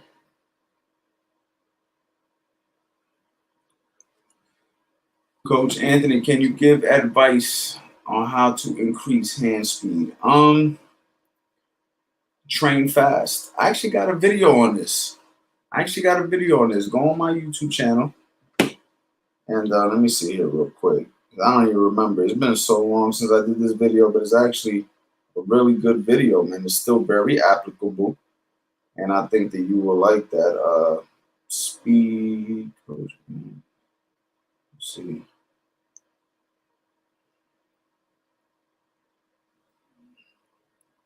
I forgot the title of it. How to increase speed, maybe. I forgot the title of my own video. But that's how many videos I done did over the years. There you go. 5 tips on how to instantly increase speed. You know what I'm saying? Go there. Watch this video. You know what I'm saying? On my YouTube channel. And I go into full explanation. But to give you a quick summary, you train fast. You know what I mean? That's one of the main things of it. You know what I mean? You want to work on your speed without compromising form and technique. You don't want to be the fast guy who throws the punches ridiculously, right? We don't want to be that guy.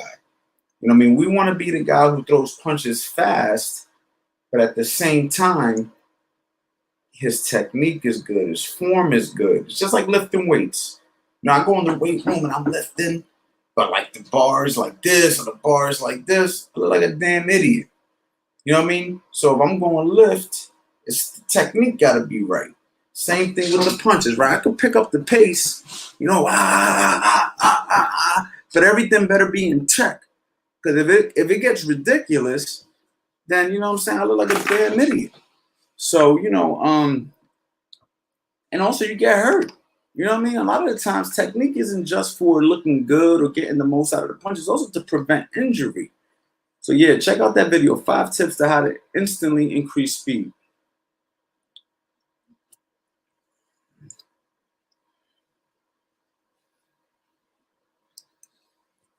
Thank you. I really appreciate all the knowledge you shared. Thank you for showing love and hopping in here, man. Listen, I've been on here for an hour and a half. This is actually, I came on here a little longer than I thought I would. I usually cap it at an hour. I told you, man, I'm feeling like hanging out this weekend with you guys, man. That's really where my vibe's at. So I'm random with the lives. I know I don't have like the set time. You know what I mean? I'm kind of like, because, you know, I base it off what I got going on that day. And I got a lot going on, like not just, you know, on YouTube, but I train people still.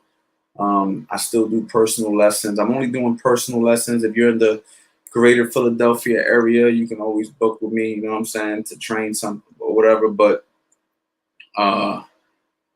you know, I'm busy doing that, and then I'm doing this, and then I'm working with my assistant on some future projects that we got coming, and just a lot of different stuff going on right now, man. Business is good, so I want to say thank you guys for that.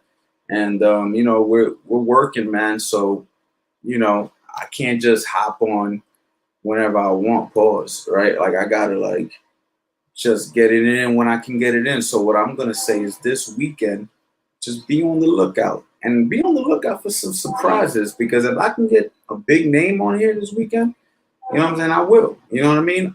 But I'm not gonna guarantee you that I'm gonna make that happen overnight, but I'm gonna try to make it happen. I don't know what you guys got going on. Leave in the comments. Let me know what some of you guys are doing this weekend, if you even plan on doing anything. But also let me know if you're gonna tune in if I get on this weekend, because I want to get on tomorrow, Saturday, Sunday. Like, why not? You know what I mean? If I'm chilling in the crib, I'm coming on here. We gonna hang out. We're gonna keep talking. We're gonna keep building. We're gonna keep chopping it up. You know what I mean? That's what we're gonna do.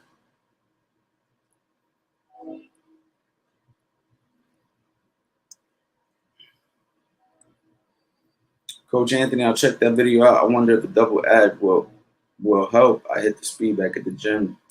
Thanks, bro. The double M bag and the speed bag for me is more for timing, not really for speed. They call it a speed bag, but for me, this is not going to help you with your speed that much. This is going to help you more with your hand-eye coordination, timing. Same thing, double M bag. You hit the double M bag, and you got to move your head when it comes back at you. So you slip it, you come back with shots. You know, working speed, man, you're going to get speed on the mitts because your trainer's going to be like, faster, faster. You're going to get speed on the heavy bag because you're going to be hitting the bag, and your trainer's going to go faster, faster. A lot of the times, the speed comes by being pushed to be faster. And if we let ourselves push ourselves, then a lot of times we cheat ourselves. Let's just keep it a buck. Like a lot of times we cheat ourselves. We don't necessarily push ourselves to the limit in anything we do. You know what I mean? A lot of people might disagree and say, nah, I go all out. Maybe you do. Maybe you're one of the special ones. But most of the time, if there's not somebody on your neck, like, yo, man, let's go, man, work harder. You have that tendency of just like, if the level is here, you might stop here. You need that person who's going to help you pass that barrier. And that's why you need a trainer who's going to really push you to be faster. And that's why the mitt work helps. And that's why the heavy bag drills help and all that stuff. And the person in your ear, you slow, man, go faster, man. You know, being in an environment with other fighters who are fast. And then you're like, well, I'm going to be as fast as you. I'm going to keep up with you. You know what I'm saying? Like, there's so many factors when it comes to getting better in boxing. A good trainer, a good training partner, a good mental state. You know what I mean? Good people in your household supporting you, you know, a chip on your shoulder. You know what I'm saying? A lot of fighters got a chip on their shoulder. They doing this because something inside. There's something that, you know what I mean, they dealing with on the inside. And the best way they can express it is by boxing, punching you in your face and being the best at it. You know what I mean? And, you know, that's what boxing is, man. Let's not forget what boxing is. You know what I mean? Boxing isn't just some sweet thing. Boxing is, you know, I'm gonna beat your ass. You know what I'm saying? That's what boxing is.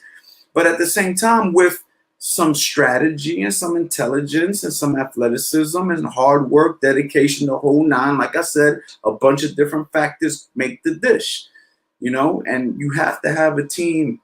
You have to have good information. You got to have good nutrition. You got to be sleeping good. You got to be, you know, training hard. You know, it's just so many things, man. You could watch every video I've ever done on YouTube. You could watch every course I've ever done, and you still get your ass beat. You know why? Because it ain't just knowing the information that's going to help you. You have to put in the work. You have to put in the hours. You got to actually apply it. So, guys, disclaimer, if you buy my courses, if you watch my YouTube channel, that does not mean you're going to be a champion. You still need to put in the work. I'm just giving you information that's real good information, and I'm leaving the rest up to you. You see what I'm saying? You have to watch it for educational and entertainment purposes and take what you want from it and put it to work. And how bad do you want it? How bad do you really want this? You know what I'm saying? So that's what that is. You feel me? See Stover Jr. with the 100 champ. I'm glad, you know what I'm saying? That's what it is, you know? Just trying to give y'all the truth, man. I'm not here to BS y'all, man. I'm not here to play y'all. I'm here to give you the truth. You feel me?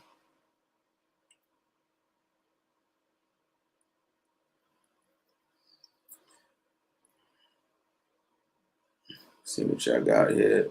Professor Cuts, what about using the tighter weighted gloves? I usually go for 35 seconds straight, 1-2, and push as hard as I can for that 35 seconds. I mean, you know, I think weighted gloves can be of a benefit. You know, I think all that stuff helps. I think all that stuff, you know, weighted gloves, all of that. I mean, I don't know how much it helps. I used to shadow box with the weights, you know.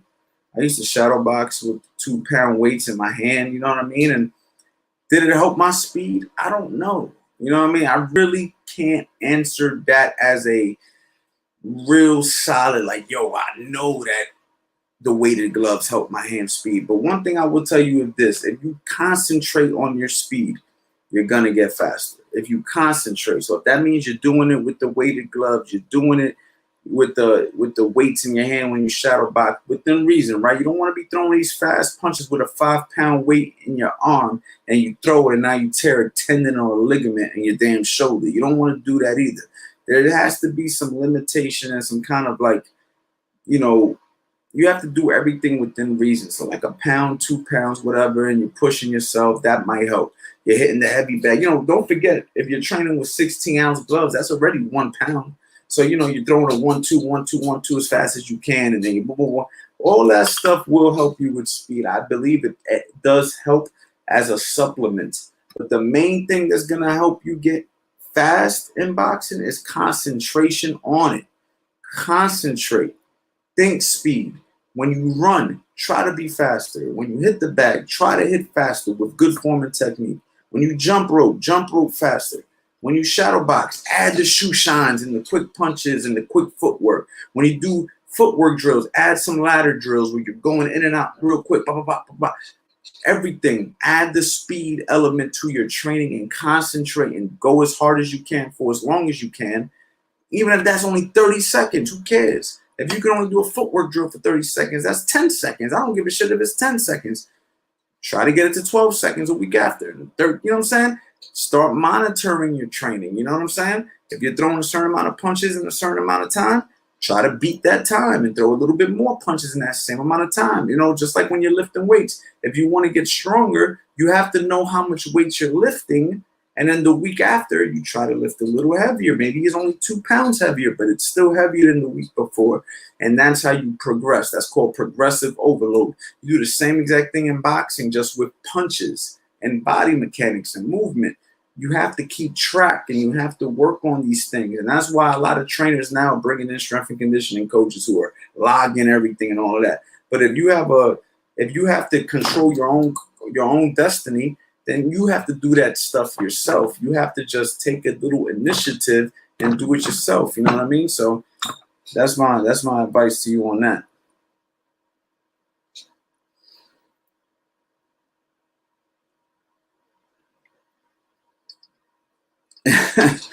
Since mine courses, coach courses, I'm undefeated against my family. Damn. I hope you're not beating up your family members like that, man. That ain't right, brother. Very true. When I take off my 16-ounce gloves, I feel and shadow box, I feel way faster. Yeah, I think it all helps, you know what I'm saying? Everything helps. Everything helps for sure. You know what I mean? For sure. You know what I mean? Everything helps. Just remember that, guys. There's no one way to do anything. Everything helps. You got to do it all. Look, when you think of a boxing regimen, which I have a video on how to create a boxing routine, and actually there's a free PDF with it. So if you haven't checked that out, go to my YouTube channel and pull up how to create a boxing routine, and then watch it and get the PDF that comes with it. But the reason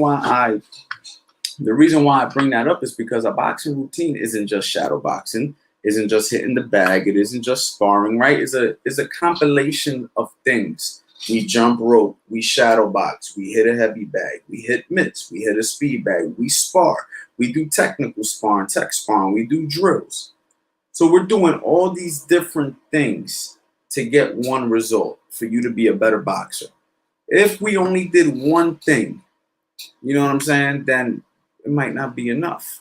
So we need to do a bunch of different stuff that's going to help us get better and improve. And it's the same thing with like improving speed and everything like that. We have to try different things. We can't just focus on hand speed, because your hands can be fast, but what if your upper body's slow? So you'd be like, crack, crack, crack, and then boom, you get cracked, right? You got to be able to do all this stuff. You got to be able to do this stuff real quick as well, because when the punches come at you, catch, drop, turn, you know what I mean? Get out the way, turn them, move, whatever you got to do. You got to be able to do this stuff because the punches are coming at you. You got to have good eyes when the punches come so you can catch the shot. What happens if you don't see the shot? You know what I mean? What happens if he feints you and you fall for the feint and bang, you crack? You have to work on all these elements of speed and power and timing, and you know what I mean? So we put it all together. Remember, there's not one thing. You need it all. You need everything. You need it all, man. You know what I mean? And that's the number one thing I can't stress enough. Don't just get into one aspect of boxing. Just like when the people learn my Philly shell, now they want to do the Philly shell. Like, tell them all the time, bro, you better learn how to fight with your hands up. You better learn, because the Philly shell is only one piece of a big puzzle. You know what I mean? We're not just going to be fighting like this all the goddamn time. But I'll tell you what, if my left hand is low and the right hand comes, I better know how to shoulder roll, because that's going to be closer than my hand. If my hand happens to be low for whatever reason, and the right hand's coming over the top, whether it's a right hook from a southpaw or a straight right hand from an orthodox fighter, I better know how to shoulder roll. I better know how to tilt under the shot. Because if I don't know how to do those things, I might get clipped standing up straight up with my hands down. So that's why I teach the Philly shell and the shoulder roll, because we need an element. Even if that's not what we're going to use on a regular basis, we need that element for when things happen at rapid speed. We need tools. We need things that we can do immediately. We can't just do stuff, you know what I'm saying, because we think that that's what we have to be faithful to.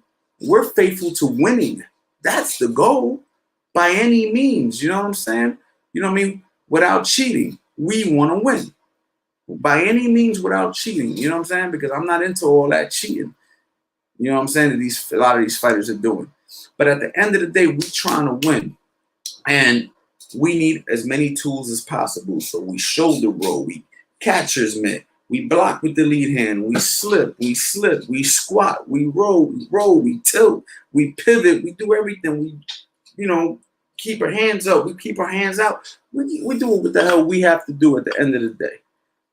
A man said it perfectly right here in one word: versatility. Absolutely. We need it all. We need all of that. You know what I mean? So that's the goal, guys.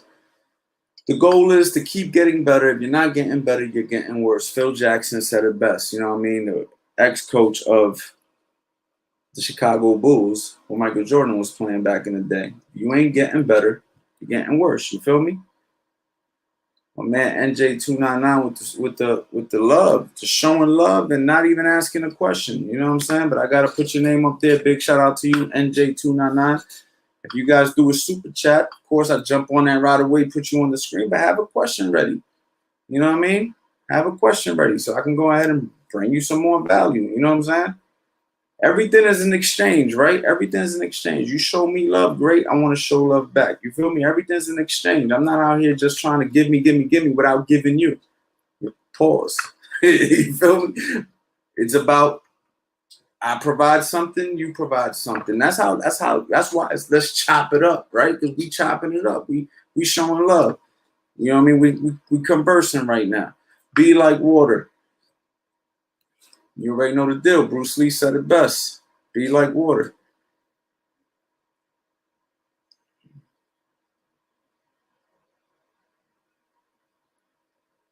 See my man Timothy talking about. Coach, you say training an amateur with a professional style is counterintuitive to their success as an amateur.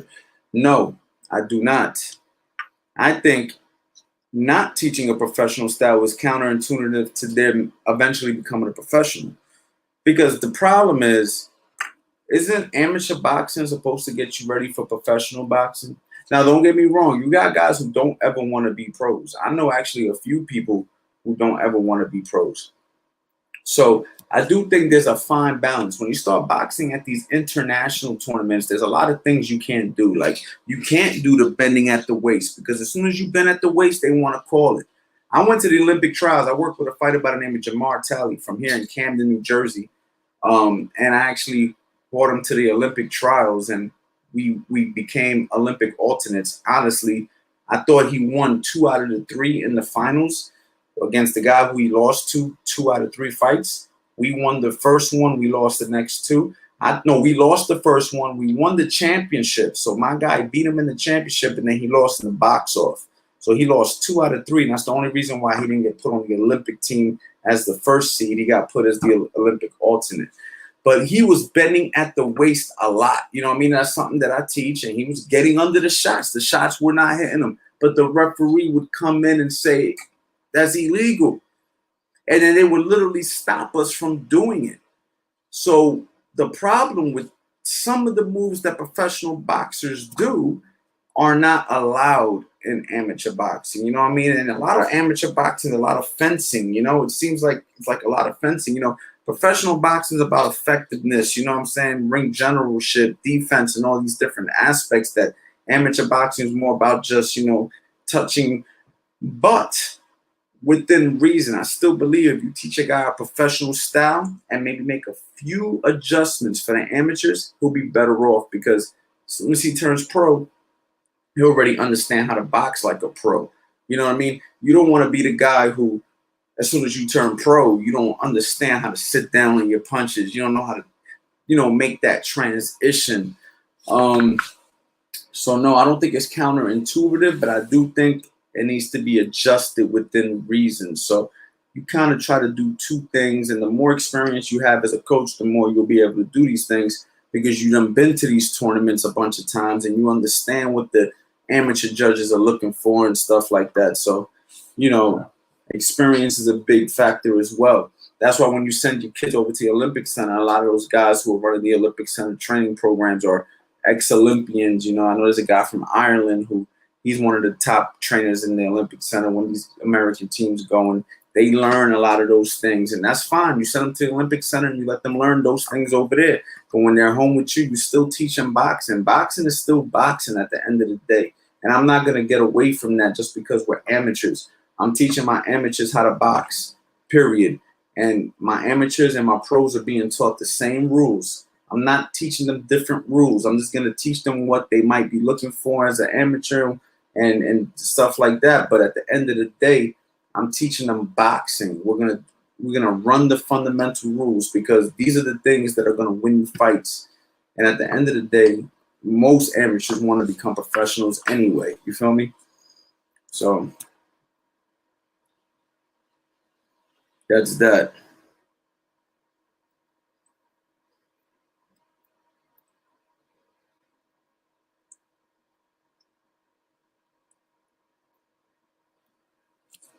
Hey, coach, this is a loaded question, but what does it take to coach at the pro level?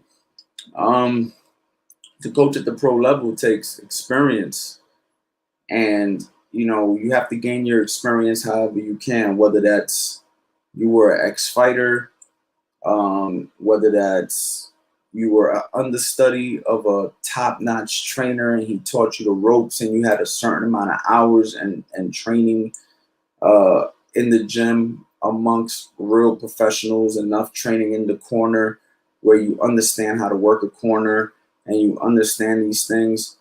These would be the main things. And understanding boxing at a very high professional level, which there's really no school other than experience and a good teacher to teach you. So to coach at a pro level takes many, many years of having the right guidance. Now you can coach at a pro level right off the rip. I mean, you literally can put a towel on your shoulders, say you're a coach, find a guy, turn pro. That don't mean you're going to be a successful one, though. If you want to be a successful coach, you have to really, really, really put in some real time. Real time. You can't be out here trying to speed rush this thing. It takes years and years on top of years. And then as soon as you get to the years where you feel like you're the top, you got some more years to put in. Trust me. I feel very confident in my abilities, but at the same time, I know how much more further I have to go, how much more I have to learn, how much more experience I have to be if I want to be considered one of the top tier trainers of boxing. There's a lot more that I have to do. So this isn't an overnight gig, man. It's a lifetime journey, boxing life. It's a lifetime journey, man. It never ends. But to be a professional boxing coach, you have to be exactly that, a professional. And a professional, hones his craft and is very dedicated to his craft and doesn't rush it, takes his time, wants to learn from people who have experience and shuts up and listens and learns as much as he can and puts in the experience. So it takes a lot. And I hope you're willing to go through that journey if you ever decide to coach one day. You know what I'm saying?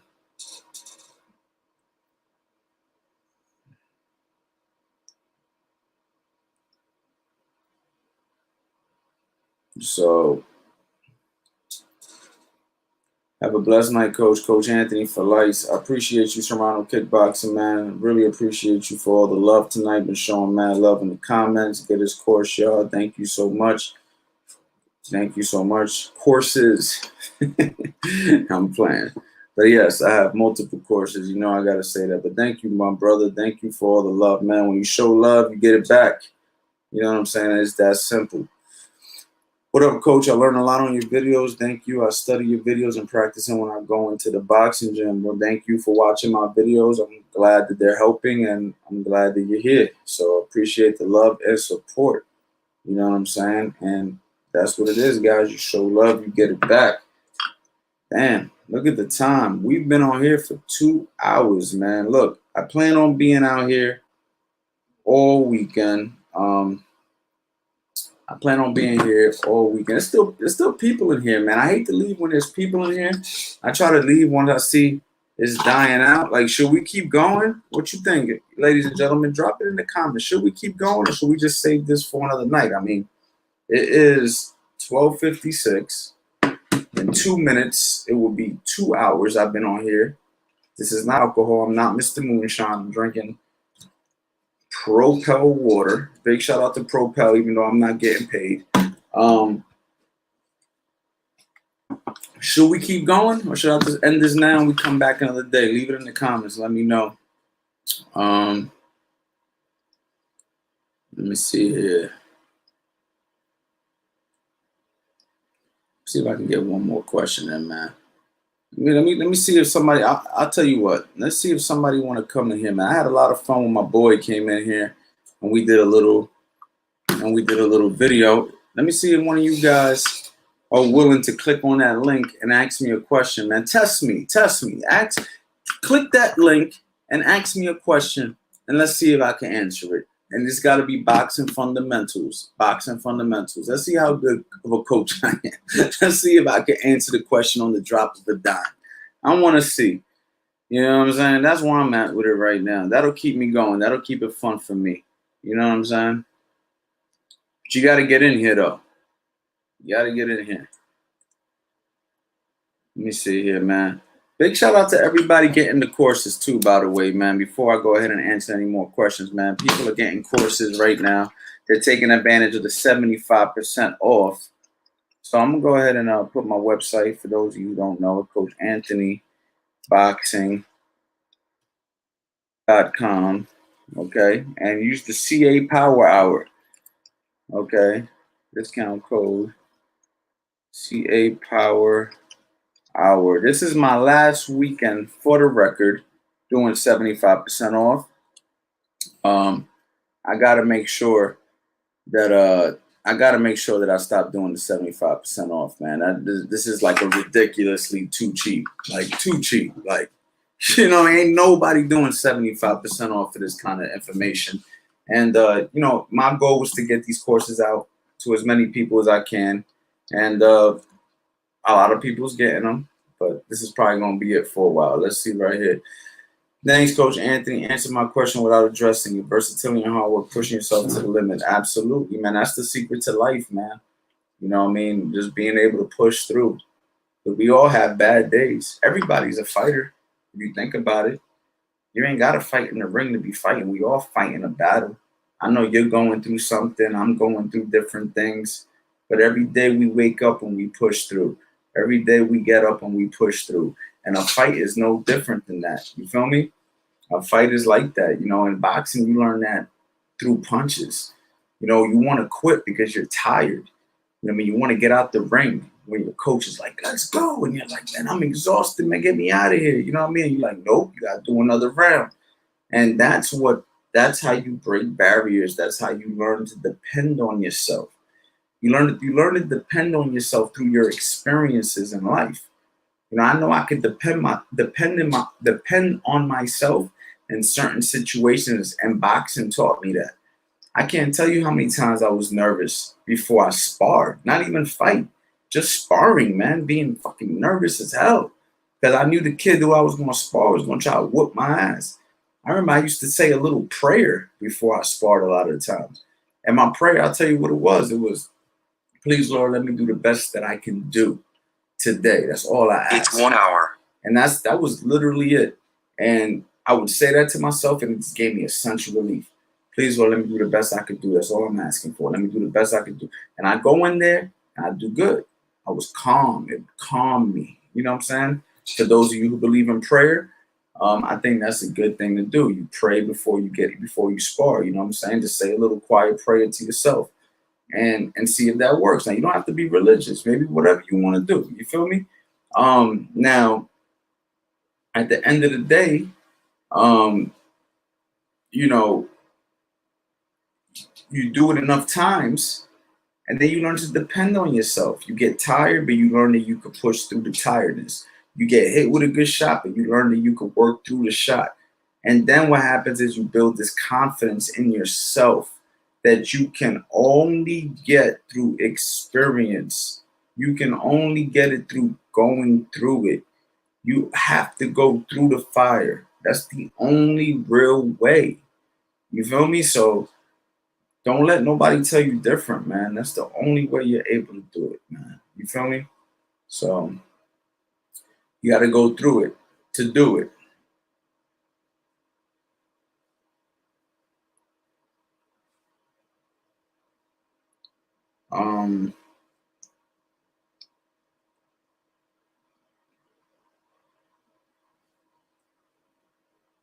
All right, y'all. Well, let's see here. Why do you think Chocolatito fell over so hard? I'm not really sure, man. I don't really follow Chocolatito that much. He was a good boxer. I've seen some of his videos, some of his highlights, a few of his fights. He's very technical, very good, very by the book. You know what I mean? I don't know why he fell off. I don't know his career that well to really give you that question. Defensive Principles 101 just purchased. Salute to my guy. Professor Cuts, thank you for the love and support. Please shoot me a DM. Shoot me that the feedback. You know what I mean? Watch it, go through it, and give me your feedback. You know what I mean? It's just basic by the book defense. And let me know what you think, man. A lot of the stuff you're probably gonna know because you know how to box, but organized in a nice way that when you're training your son, you could, really get it to him like in a nice, organized manner. So I'm very interested to see what your feedback is, especially since you have experience, man. Thank you so much for your love and support, though, man. Appreciate it, man. But yeah, big shout out to Professor Cuts. Leave him up there for a minute. That's just as good as a super chat to me, showing love, copping a course, and at the same time, getting something in return. You know what I mean? And that makes me happy. Let's see what's going on over here.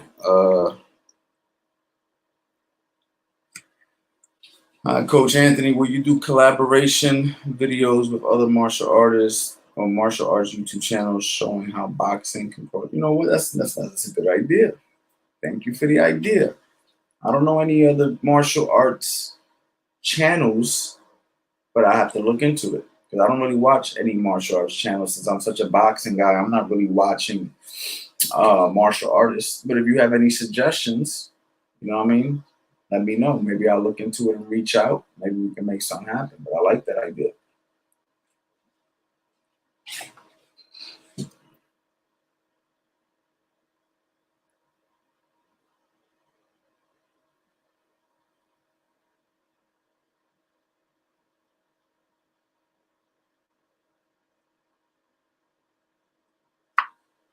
Do you consider boxing a martial art? I do in its own regard. But martial arts traditionally are more like, I don't know, Eastern Hemisphere stuff, I guess. But yes, I do consider boxing a martial art, but it's also a sport, But yes, it has martial arts. It's no different than a martial art. Like you're learning a style. You're learning a style of defending yourself. You know what I'm saying? And if you got the right coach, he's also going to teach you life lessons and history and stuff in boxing that is very similar to martial arts. Martial arts is just packaged in a way that, is packaged differently, but it's the same thing at the end of the day. It's learning a style of self-defense that's going to be very, beneficial to you, and also life lessons. And boxing's got to be up there with the top of all of those. You know what I'm saying? So, yeah, it's not called the martial arts. It's not called the martial arts per se because it's a Western Hemisphere thing, just like wrestling isn't called the martial arts, but we all know the wrestling is very effective. You know what I mean? It's as effective as any martial art you could think of. You put a freaking black belt in any karate style that you could think of and put a wrestler in front of them, and a wrestler has a hell of a chance. And the same thing goes for a boxer, has a hell of a chance.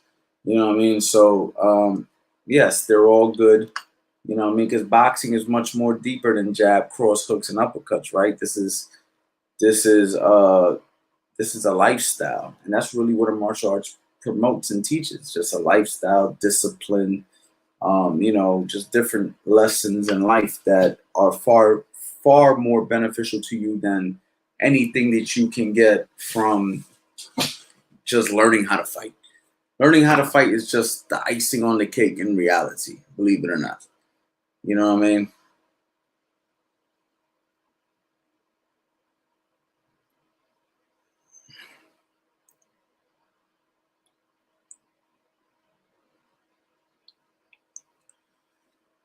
I think boxing is number one for street fighting.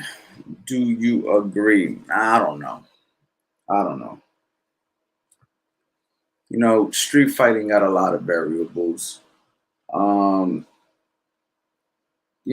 They start standing up. A lot of them end on the ground. You got to think about weapons. You got to think about other people jumping in. There's just so many variables, man, to just say like one thing is better than the other.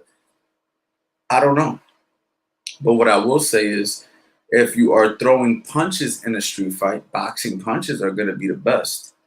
You know what I mean? Because we're going to throw punches with good technique. We're going to aim right at the target. We got a certain amount of experience throwing punches. So we have an advantage, you know, on the street. But there's still a lot of other things you got to think about. Are you close quarters? Does the guy grab you before you throw the punch because you're really close? Are you far away? Does the guy know how to kick? And you go to throw a punch and he kicks you right in the stomach. You know, does his boy behind you? You know what I'm saying? Does he have a weapon? You know what I'm saying? So we can't just talk about street fighting as you know, it's just like street fighting is exactly what it is. Street fighting, man. There's too many variables. Too many variables. You know what I mean? So, you know, let's try to not fight. The best thing you can do is avoid fighting on the street, man. Best thing you can do. And I speak that from personal experience. And let me tell you, I'm undefeated in street fights. You know what I mean? And I'm a boxing background guy. But at no point am I going to promote street fighting. You feel me? Because there's a lot of variables. Man, I talked about this in one of my other lives. I don't even want to get into this again because there's more. There's more to it. I might do a video on it.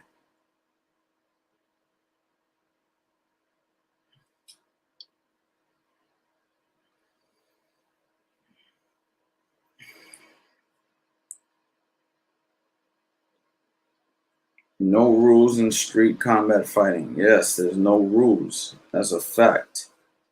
There is definitely no rules. And that works both ways, you know? That works for the boxer too. The boxer doesn't have to restrain himself from rules either. So, you know, street fighters have to remember that, you know, guys who might disregard boxers in street fights because it's not boxing must remember there's no rules, like you said. So it works both ways. I'm a boxer in a street fight. I don't have to follow the rules either. Remember that too. So, you know, boxing is something that is just a great thing to learn. So yes, learn it. Definitely learn it for sure. Tony Jeffries has really been flogging the street fighting videos. Yes, he has, because he's getting a lot of views. I see Tony Jeffries getting a lot of views. Big shout out to Tony Jeffries, man. I like Tony Jeffries. We speak. You know, so I got nothing but good things to say about Tony Jeffries. Good dude. So big shout out to Tony Jeffries. He does what he has to do. He's very popular right now on YouTube. He's doing his thing, so I got to give him props. And I'm gonna do some street fighting videos also, because I need some of those views. But I'm gonna give a different perspective. You feel me? Because I've been in street fights, and I'm not saying he hasn't, but I've been in street fights, and I can tell you from my own personal experience some of the things that's happened, and I can also tell you what I think would work and what I know works. You feel me? But at the same time, everything is unpredictable. One thing I know that works for sure is avoiding it. So I'm giving you a lot of the answer right now. Avoid the street fight. You feel me? You always win a street fight you're not in. If you can get out of the situation, you should. Absolutely, man. This might sound corny, but it's the truth. Tony D, I told you, man. Super chat immediate. Coach Ant is the truth. I follow and subscribe, and on my way to buying an instructor. Get yours fast. Pay this man. He is worth it, man. I love the love and support that I get from the people. You see what I'm saying? And this is why I do this. This is why I've been on here for a couple of hours. Not just so you can make purchases, but so you can so we can show love to each other, man. We'll go ahead and say something real quick on my Instagram. As you can see, guys, I am on Instagram. Big shout out to Tony D for showing love on my Instagram. I mean, on my YouTube channel, I should say. Coach Answer the Truth. I follow and subscribe on my way to buying an instructor. Get yours fast. Tony, I appreciate you, man. You on my Instagram too, man. You know what I'm saying? Showing love. Appreciate you. Just threw you on my story, man. I appreciate that. Appreciate the love and support, man. Appreciate the love and support. Pay that full price, people. Look, look, it's gonna be full price. And look, listen, for those of you who are watching, who's live with me now, and for those of you who might be watching this after I stop the live, because I always let it go up. There's gonna be no more 75% off after this weekend. Just letting y'all know, this is it. So just remember, I said it. Right now, 75% off the CA Power Hour. This will be my last weekend doing it. I might do it again tomorrow. I might do it depending on my mood. I'm having a good day.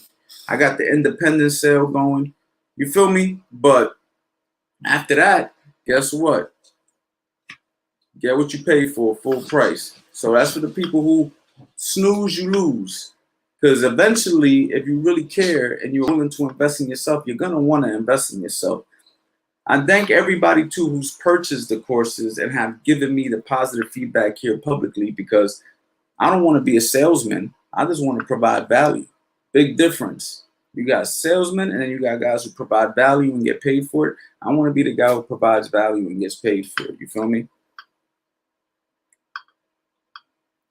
Coach Ant, when are you going to fight Brian Callen? Let me tell you something. I will never fight Brian Callen. I would never in my life fight that guy. That is a nice dude. Brian Callen showed me so much love without me ever asking. He shouted me out on the Joe Rogan show, like national television, crazy views, whatever you want to call it. I got his phone number in my phone. We talk from time to time. He picks up my calls when I call him. He got almost 1 million followers on Instagram. Like, it's a great person, man. Like, yo, big shout out to Brian Callen. I would never in a million years fight that guy. If he throws a punch at me, I'm just going back up. Yo, Brian, you got it, bro. You my guy. You feel me? Like, Brian's a good dude, man. I mess with Brian Callen, man. Big shout out to Brian Callen. Comedian, extremely funny, and he loves combat sports. And I've seen him actually training. He's not that bad, he's not bad at all. He looks good. I've never seen him actually box anybody, but his technique is there. I think he even does some other stuff. So big shout out to Brian Callen. If you don't know who he is, look him up. Fight Ocho Cinco. Ellaby supposed to set it up, right? Listen. Y'all saw me do my part. You know what I mean? I talked to Leonard. I posted it on my Instagram. He challenged me. I said, let's do it. I mean, I don't got no personal problem with Ocho Cinco. I don't dislike that guy. I could care less. But I'm willing to take that fight. That's a fight I'm more than willing to take. So it is what it is. I'm not going to sit here and try to come at him crazy. He knows what he said. I know what I said. I'm with it. But at the end of the day, I'm not riding nobody else's coattail. It is what it is. If you don't want to respond after what you said, then it is what it is. But y'all know what I'm about. Y'all know this is what I do. So, that's a chance I'm willing to take. Put it that way.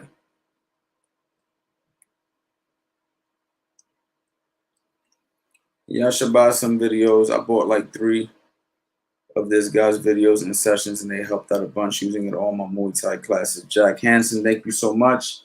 Appreciate the love and support. If there's any more courses you want to get, today's to get them. Today's the day to get them. 75% off. My last weekend doing it.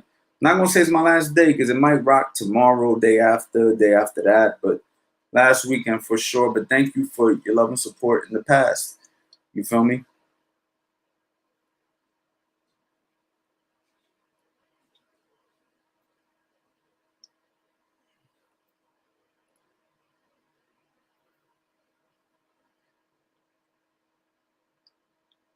Connor versus Poirier, who you got? Oh, that's an interesting fight, man. Toss-up fight, but I'm going to have to lean toward Poirier because my boy Daya Davis trains him, and a lot of y'all know Howard Davis Jr.'s son, Daya Davis.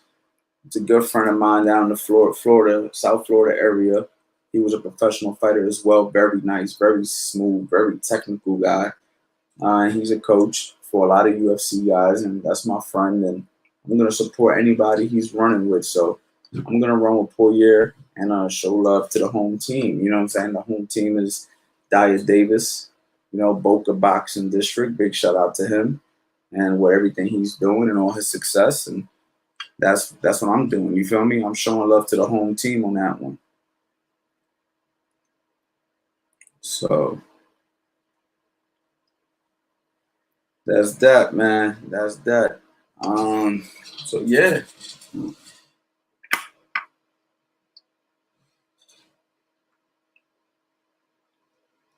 Peter Funk, what it do, Coach? Much love to you, my brother. I appreciate you.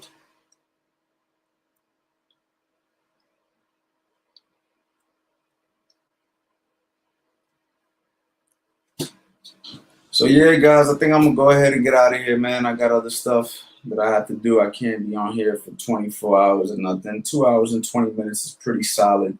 We'll be on here all weekend long. I will be coming back on here, try to do something a little different, bring somebody on or whatever. But if not, if it's just me, it's gonna be us. We're gonna chop it up. We're gonna talk. You feel me? We're gonna talk boxing. I'm gonna answer questions. And that's basically what we're gonna do. I'm gonna have the CA powwow, so you're still gonna have an opportunity, you know what I mean, to cop that at the great rate that I got.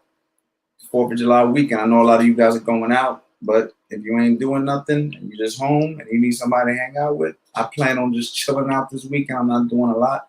So hang out with me, man. I'm gonna go ahead and show you something real quick. Hold on though. Let me go back to these comments real quick. Let me see. I think I saw something else. Good night, Coach. Thank you for your time. Thank you, champ. I appreciate you. You know what I mean? And you already know, man. I appreciate y'all rocking out with me for 2 hours straight. Check out the commercial of all my courses. You already know.